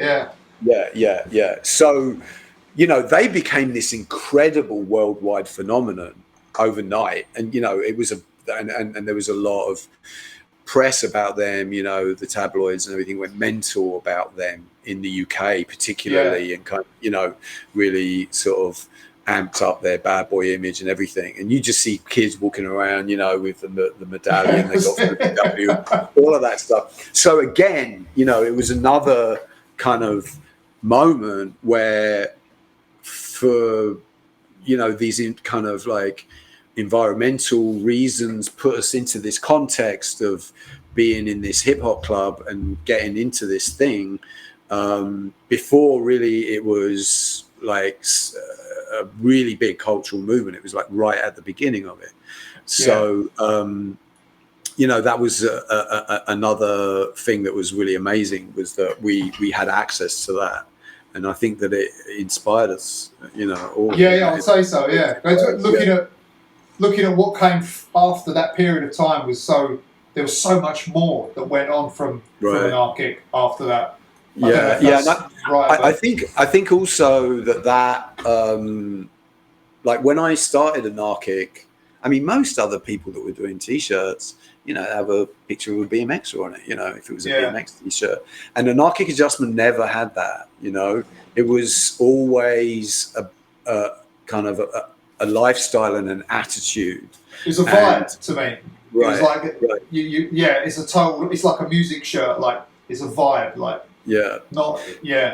So you know, I think that that like influence of Delirium and hip hop and, you know, the street fashion and stuff like that, that was definitely a contributor to me seeing this bigger landscape of, you know, what graphics and fashion and t-shirts and stuff could be, that was outside of me, you know, getting into it with you know, stickers, BMX stickers, like that was my entry point, right?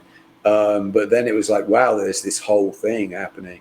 So that was really great. It was very... the RAD at that point in time, so that was changing from BMX Action bike to RAD that year, right? 87. Right. So I noticed when I went through a couple of the mags, like you said, in 86, there was no bike companies advertised in there. It was like mail order shops, and there was normal shops, and there was a couple of skate companies. There was no BMX companies, right? So like, when did it become a thing that like we're gonna phase BMX out of this mag, or was it never a thing to phase it out? That's just naturally what happened. I wouldn't say that it was a thing to phase it out. I think it was more of a thing of how do we introduce skateboarding. Okay. So it was that way round. It was more like, how do we bring skateboarding in rather than how are we going to get... How do we remove something? Okay. Yeah. So yeah, it was more about that, as I remember. All right. Yeah. I was interested in that. Yeah. I mean, why... It became like that. The RAD logo got bigger and bigger and bigger, and Action Bike got smaller as well. And then in '88 it was gone. Yeah. I mean, really, the one where that process really started, and there was a statement that it is happening, was the "Go for it" issue. You know, where it's red and then it says "Go for it" in green or something. Which that was Boise's idea. I just did exactly what he told me to do. I didn't have much input on that. Maybe, you know, choose a font or something. But that was where it was like, okay, that's where it started. Like that, this is a change. This is a signal. Here we go. All right, and you're off on there, yeah. I mean, there's a little picture of me in that mag actually. What's that? Background. There's a little picture. Really? Remember the Buskin Buzz? Can you remember that feature? There's a feature in there. It's like Lee Reynolds, Greg. It's like the Meanwhile guys. And I'm with those guys like at Leicester Square, busking, Oh yeah, I remember that Leicester Square scene. That was really fun. We used to go there after Southbank quite a lot. I remember, like we would do Southbank and then ride there. And I mean, so you used to busk in Leicester Square? There's a little bit. Yeah. Well, no, I only went there once with those guys. I think maybe twice. Yeah, I remember that they would get money to buy drinks, man. You know, because tourists, if you could do like a tailspin or something, there was a few tricks that were like the tourist tricks. The cherry picker, the cherry picker. And what was the one where you went around the decade? Where you went around, the head tube and you kind of spin a boomerang or a decade? Boomerang. Yeah, okay, I remember when that came out. Who was it who invented that? I remember it was like meant. Yeah, the boomerang. It was like meant to be the most difficult. Maybe. Yeah. It was meant to be like the most. Might be someone else. Yeah, it was billed as the most difficult ground. Not Pat Romano, possibly. Yeah, one of them lot. Yeah, I remember that was. Doing that was one of those tricks. Like there was a couple of tricks that if you did Wilton, I remember that one. Yeah, you could. The certain ones that the tourists like. So if you did you learned those tricks, then you were going to get some money from it. I mean, I did this and that. I was pretty crap at flatland. I mean, it was pretty crap at riding in general, really. I mean, did a few things that were good. I managed to ride with some really good people, but I think maybe if I had any contribution is, I was kind of at the right place at the right time and knew what I thought was good. Yeah, and you had a vision, right? Yeah, that's what it feels like.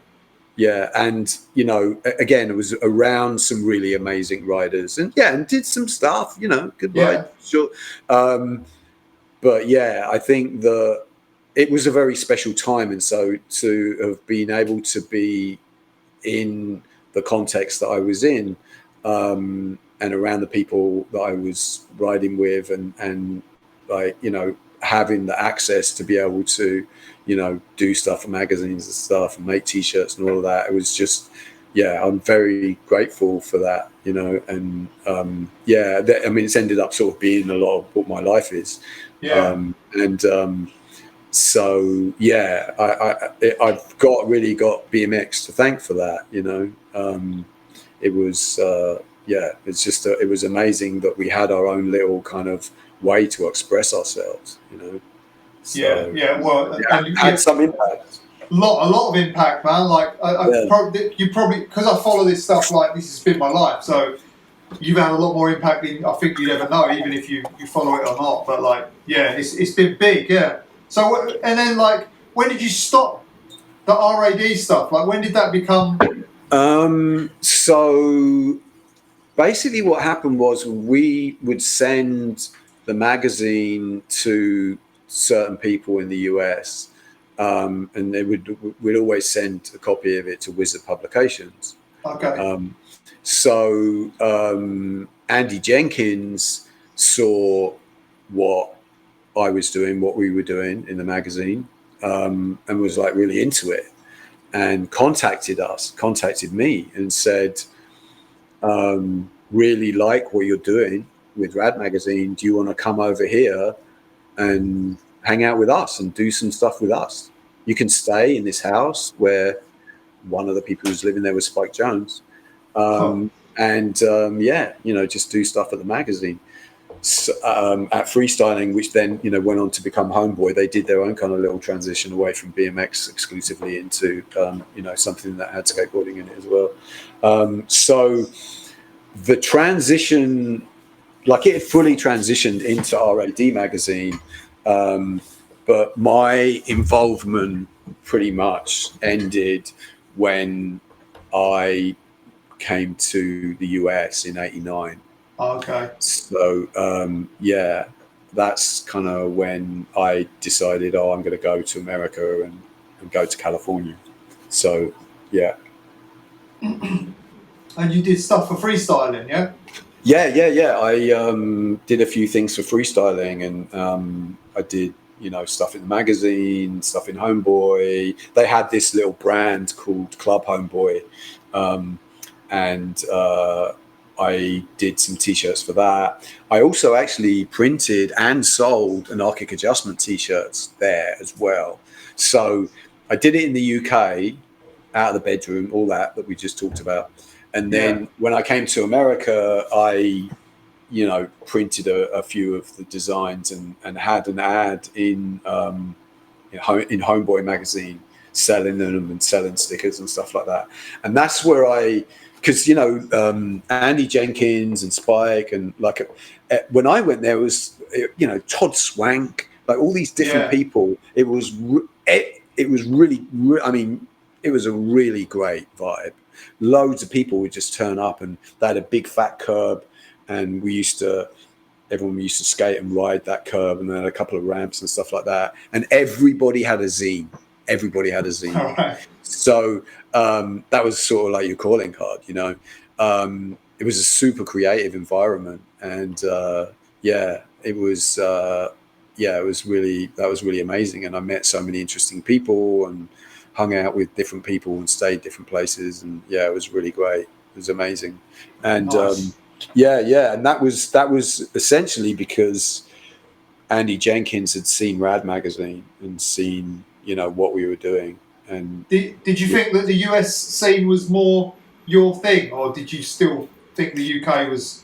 I felt that I kind of had two things in my head. I felt that the Americans obviously were radder for sure, right? And most of my life, I just read magazines and be blown away by what they were doing.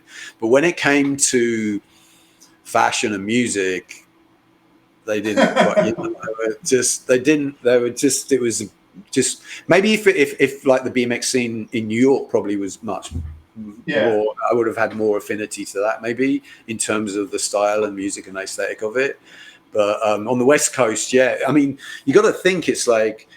I think it's like impossible for kids these days to imagine this, but before the internet, there was a lag. It was about a year to 2 years lag for something to come from, back and forward, back and forward. So, I mean, I love the riding, love the weather, love the ramps, and it was really easy to get sponsored and get free bikes because I was occasionally in the magazine, knew people, you meet people at parties that work at all the in all the industries. So that part of it was really amazing, but in terms of the aesthetic, I felt it was like kind of behind what was happening in the UK. So there was like those two things at once a little bit. I mean, I think we all sort of felt that a little bit because we were just lucky to get. I mean, when we London as well, like and going to Delirium and this birth of hip hop, right? Like to a lot of like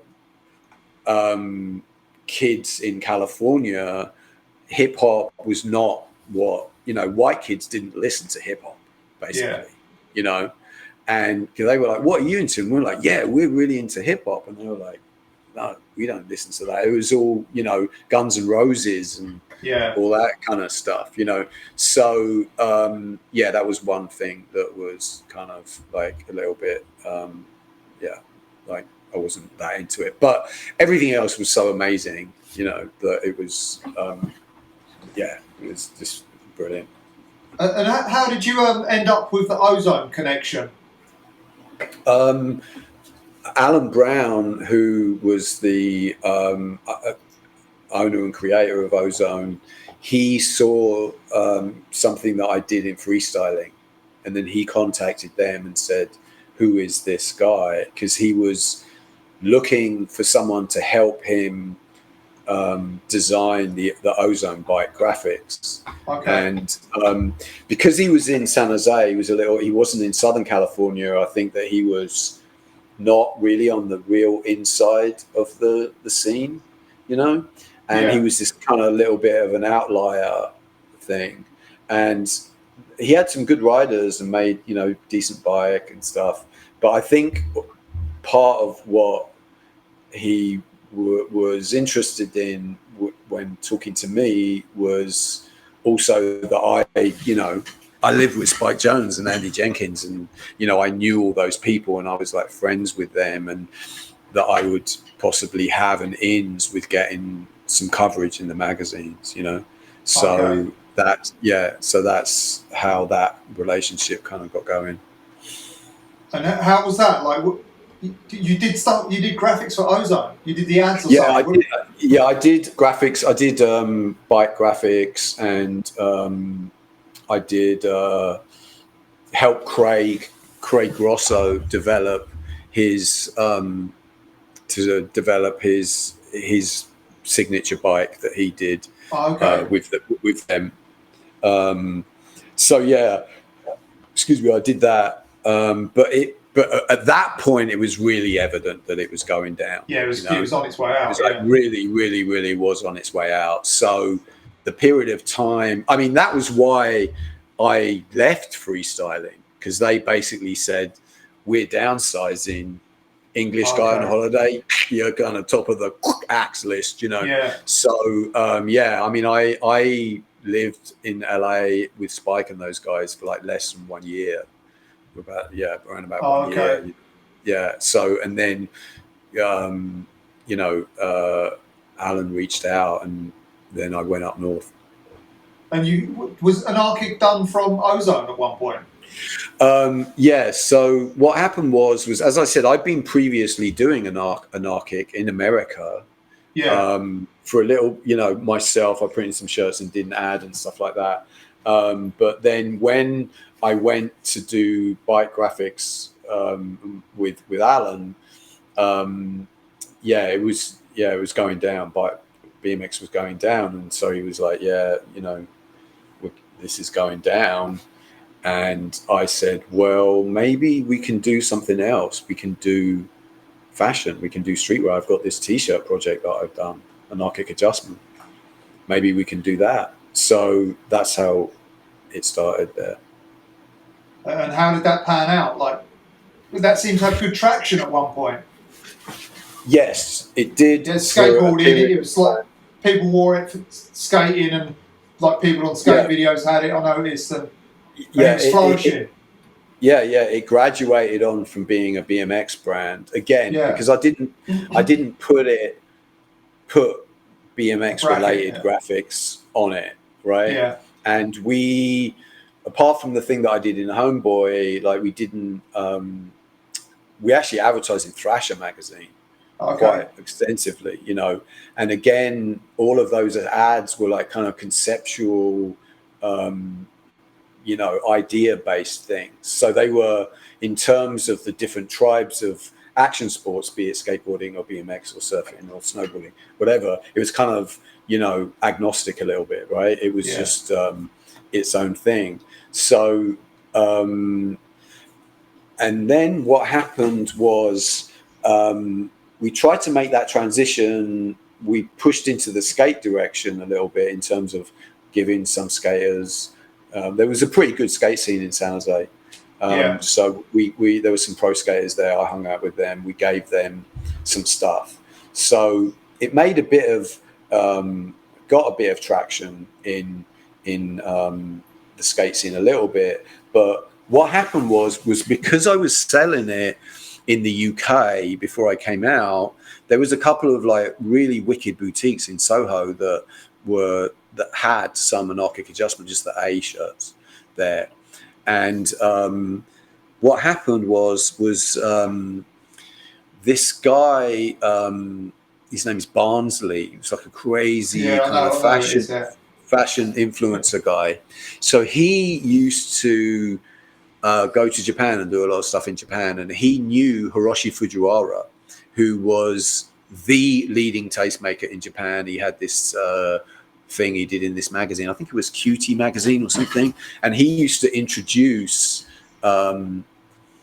brands and stuff to the Japanese kids, right? And he really was the influencer guy. Like if Hiroshi wore that sneaker, all the kids wanted it. That baseball hat, whatever, that T-shirt, that brand. I mean, Hiroshi really, really was very important in the introduction and development of Stussy and of Supreme. Okay. Actually his protege, Nico, which means the number 2, that number 2 was referencing, he was the second coming of Hiroshi, right? And Nico went on to do Bathing Ape, which was actually one of the first streetwear brands, that domestic Japanese streetwear brands that actually got respect at a scale in America. There was a lot more to and fro between Tokyo and London. But in America, as I recall it, you know, Bathing Ape was one of the first Japanese brands that did anything, you know. So Hiroshi was very, very important. And so when he was in London, says to Barnsley, "What's good?" And Barnsley, "I'll come to this shop." And then there's an anarchic adjustment T-shirt there, right? One of the A with the silver A on it, that I would still had from before I'd left. They were selling it there. So he gets it. He's like, "What's this?" to Barnsley. And Barnsley, "Oh yeah, it's good, man." I don't even think Barnsley knew what it was. Whatever. He's like, "Yeah, it's good." So he did. I mean, I didn't know him then, you know. And he's a very colourful character, and there's all kinds of stories about him. Lots of folklore, Barnsley folklore, some of which I was involved with. But he took it back to Japan, Hiroshi, and put it in the magazine, and you know, it got noticed in the magazine, and that created some demand for it. So we were at a show in Las Vegas, menswear show, pretty sad show. Not many people around, no one buying much stuff. And then this young Japanese kid comes by. He was very young, younger than me. I was 19, whatever. He was 16. Tashi Nobukoni, and anarchic, and he was very interested in it, you know. And he actually placed an order. And we were, oh my god, you know. So no one else was ordering, and he was working for a company called Dyson Dice, which distributed Stussy. They actually they had a number of Stussy stores in Japan, or quite a lot, that they owned and operated. And then, so they became the distributor of Anarchic. So Anarchic became quite, kind of well regarded in Tokyo, because it was introduced by the main tastemaker, and then it was distributed and maintained by a distribution network that was like well regarded, small brick and mortar, tastemakery stores. So that's sort of what kept it going. Then that's like pushing it to like, that's like around 1990, around there. We're still selling it in the UK as well. We did some adverts in ID magazine.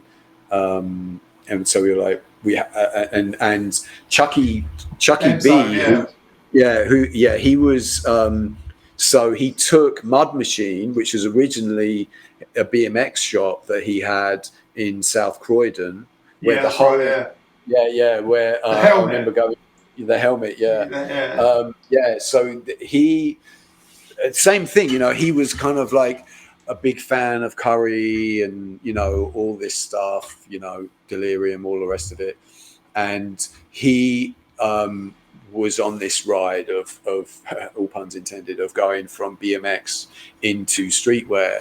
And so he went to California and he met Sean Stussy, and he was the first distributor of Stussy in London. And they got all kinds of stories of madness they all got into. And M-Zone distributed Anarchic Adjustment as well.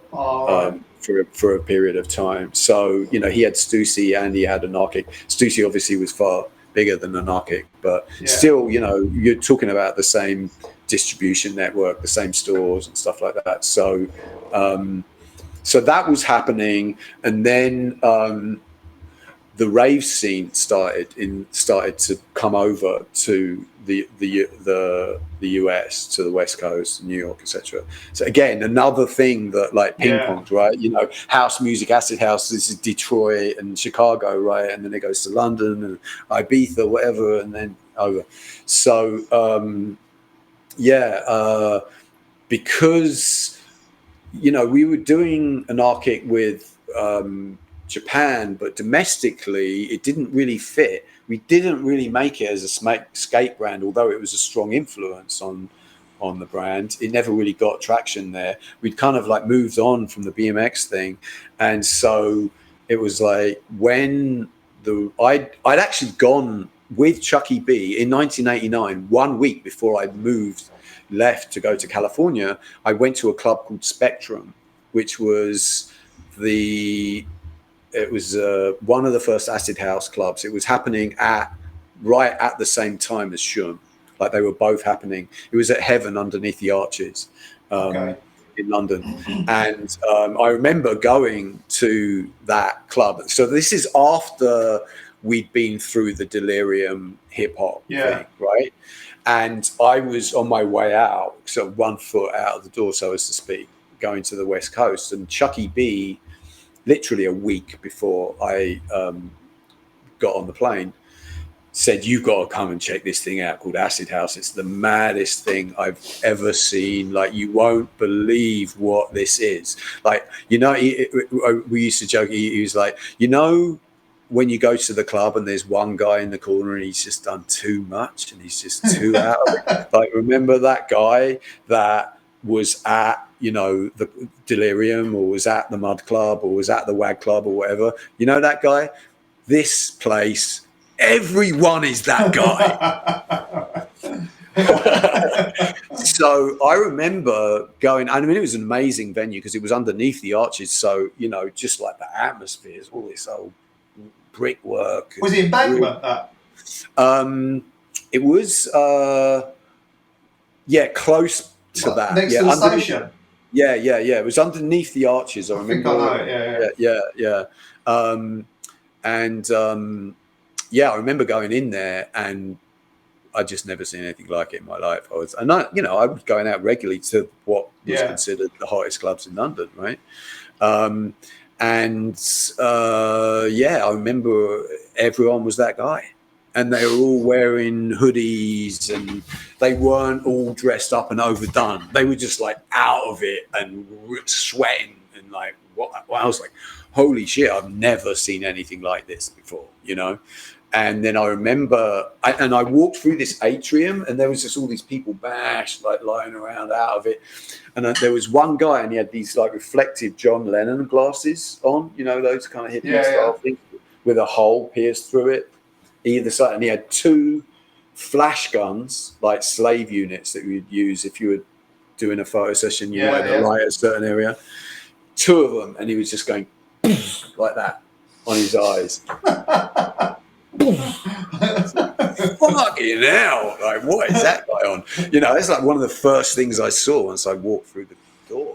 And and you know, and there's just this thumping music going, and I can't remember who it was. It might have been Danny Ramplin or one of the early, like, you know, DJs that was doing stuff. It wasn't Weatherall. I think it might have been Ramplin or Oakenfold, maybe. I forget. Rampling, I think it was. So there's this acid house music going on, and then Chucky B's like, oh yeah, this guy, he's the DJ that everyone's come to see. He's coming on in a minute. Like, you know, and we were standing up looking down at the dance floor, and I remember this air raid siren came on.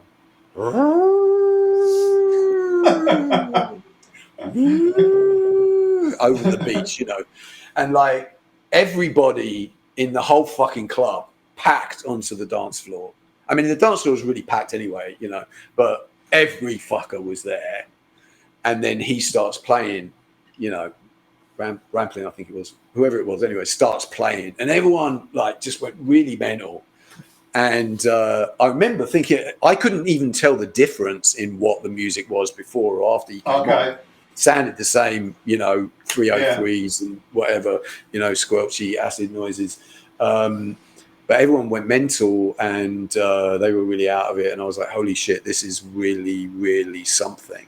So when I came over to the US, I was sort of already primed for rave culture, you know, through what I'd experienced in what was one of the seminal acid house clubs. So I was like reading all about it and reading ID magazine and getting all into it. So yeah, when it started to come over to the West Coast, there was a small group of DJs from the UK who started doing parties and doing stuff over here, and I just networked with them and started hanging out with them, becoming friends with them, and kind of got involved in the scene before there really was a scene here in San Francisco. And what happened in San Francisco was really special in the early rave, because it was this very interesting kind of cultural cocktail of acid house music and, you know, DJ, like a sort of a British invasion of DJs. Yeah. And also the gay scene, which had been sort of like dancing on, you know, MDMA or whatever for a long time in the Paradise Garage for a while already, very liberated, very free, you know.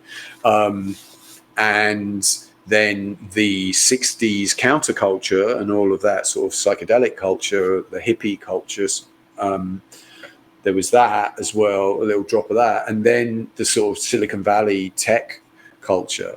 So that made the rave scene in San Francisco in the early 90s very, very special and unique.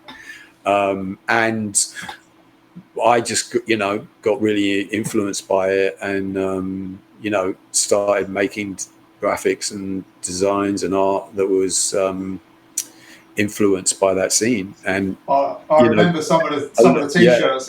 Yeah, and a lot of people wore it because there wasn't a lot else available that was speaking directly to that culture. It was so early, it was so cutting edge. There was no media about it. There's no internet. It's not playing on the radio or MTV or anything, you know.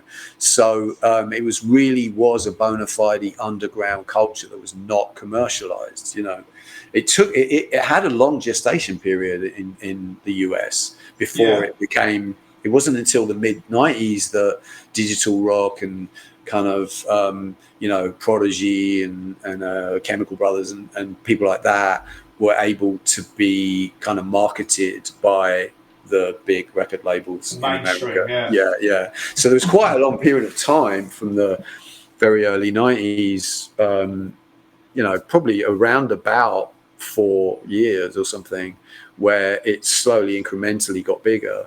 And Anarchic Adjustment was one of the brands that was right there when it started to grow. And I remember. Had you stopped riding at this point? Yeah, that was about the time when I stopped riding. Yeah, I wonder if when you went, maybe that's when BMX stopped being in RAD. Because you say in '89, it was around that time. So right. You could have took it with you. When I went to America in '89, I personally was still riding. Yeah, I remember the pictures. Yeah. I still rode for a couple of years, you know, and then there was a transition period where I got into rave culture and more deeper into computer graphics and Photoshop and designing rave flyers and all of that stuff. And then that's when I kind of stopped riding. But I remember the moment that it sort of, my bike got stolen. I had a bike that was, I had an Ozone that I rode, and it was like, I had left it outside. We had an office in San Jose, but it was round the side of the office, and you couldn't really see it from the street. So I'd left it there a number of times. I mean, not ever a smart thing to do. Don't leave your bike unattended, unlocked anywhere ever, as I'm sure you and everyone listening to this knows. But it got stolen, and I'd already sort of, you know, it wasn't my main passion anymore. That was the thing that was like, I just never got another bike after that. Yeah. All right. So that's what happened there. But yeah, in terms of BMX content in Rad magazine, I would have to look at the magazines and see. I know that there was a guy that took over from me as the art director. Dave Slade. Was it Dave Slade? No, I think it was Dan Adams actually. Slade. Oh, okay. Slade was making zines and making T-shirts and streetwear and stuff. He may have contributed to the magazine. He wrote a few things for RAD, yeah. Right, yeah. I don't know how much. He never was a full-time employee or anything because he was up in Sheffield or wherever. Sheffield, yeah. So you kind of just got out of BMX into a whole new. You got deep into the rave scene, right? Yeah, like completely like submerged, right? Yeah. It sounds like computer graphics and all that stuff. Yeah. Did you look at BMX at all for like how many years? I carried on, looking at it as I do now. I mean, I remember.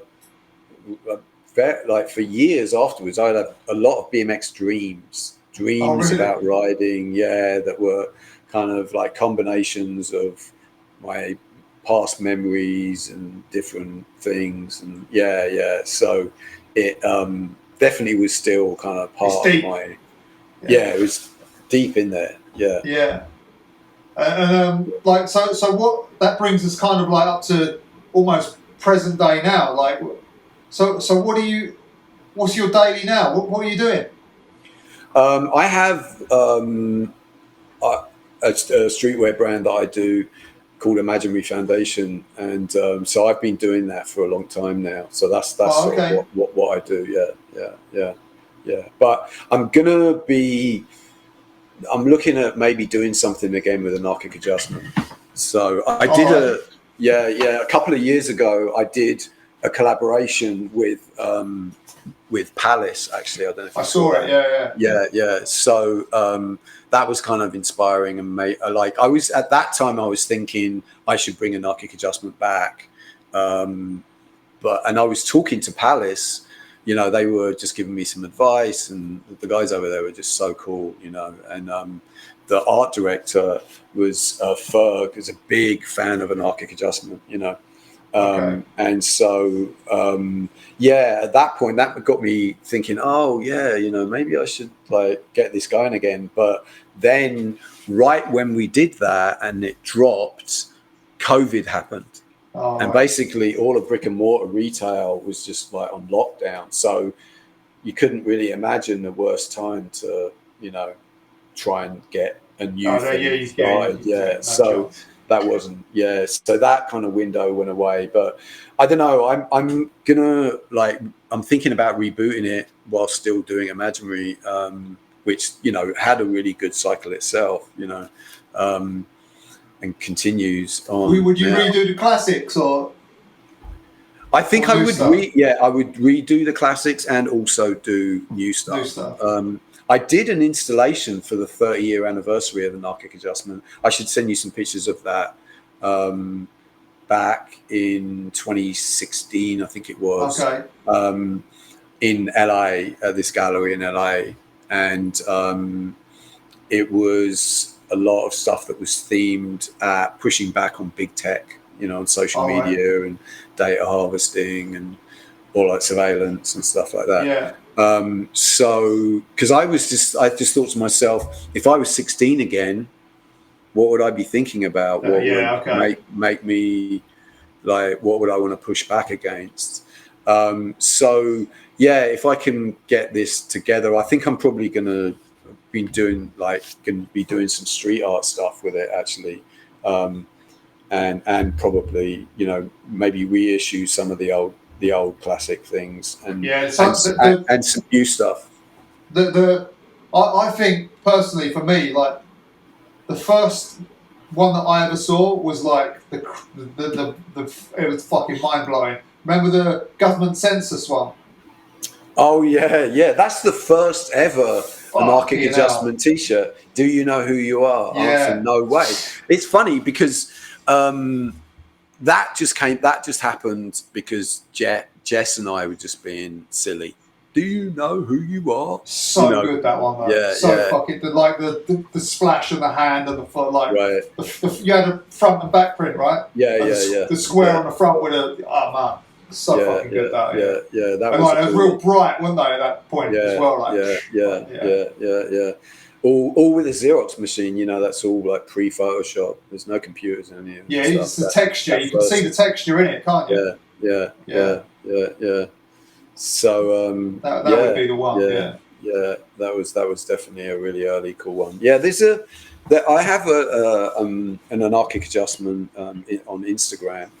I follow it, I think. Yeah. So I don't really post to it that much, but it's there's definitely, you know, when I do post anything to it, there's some engagement, you know what I mean? Like, good reaction, people that remember it, and, you know, different little things, you know. So have you seen how much that stuff sells for on eBay?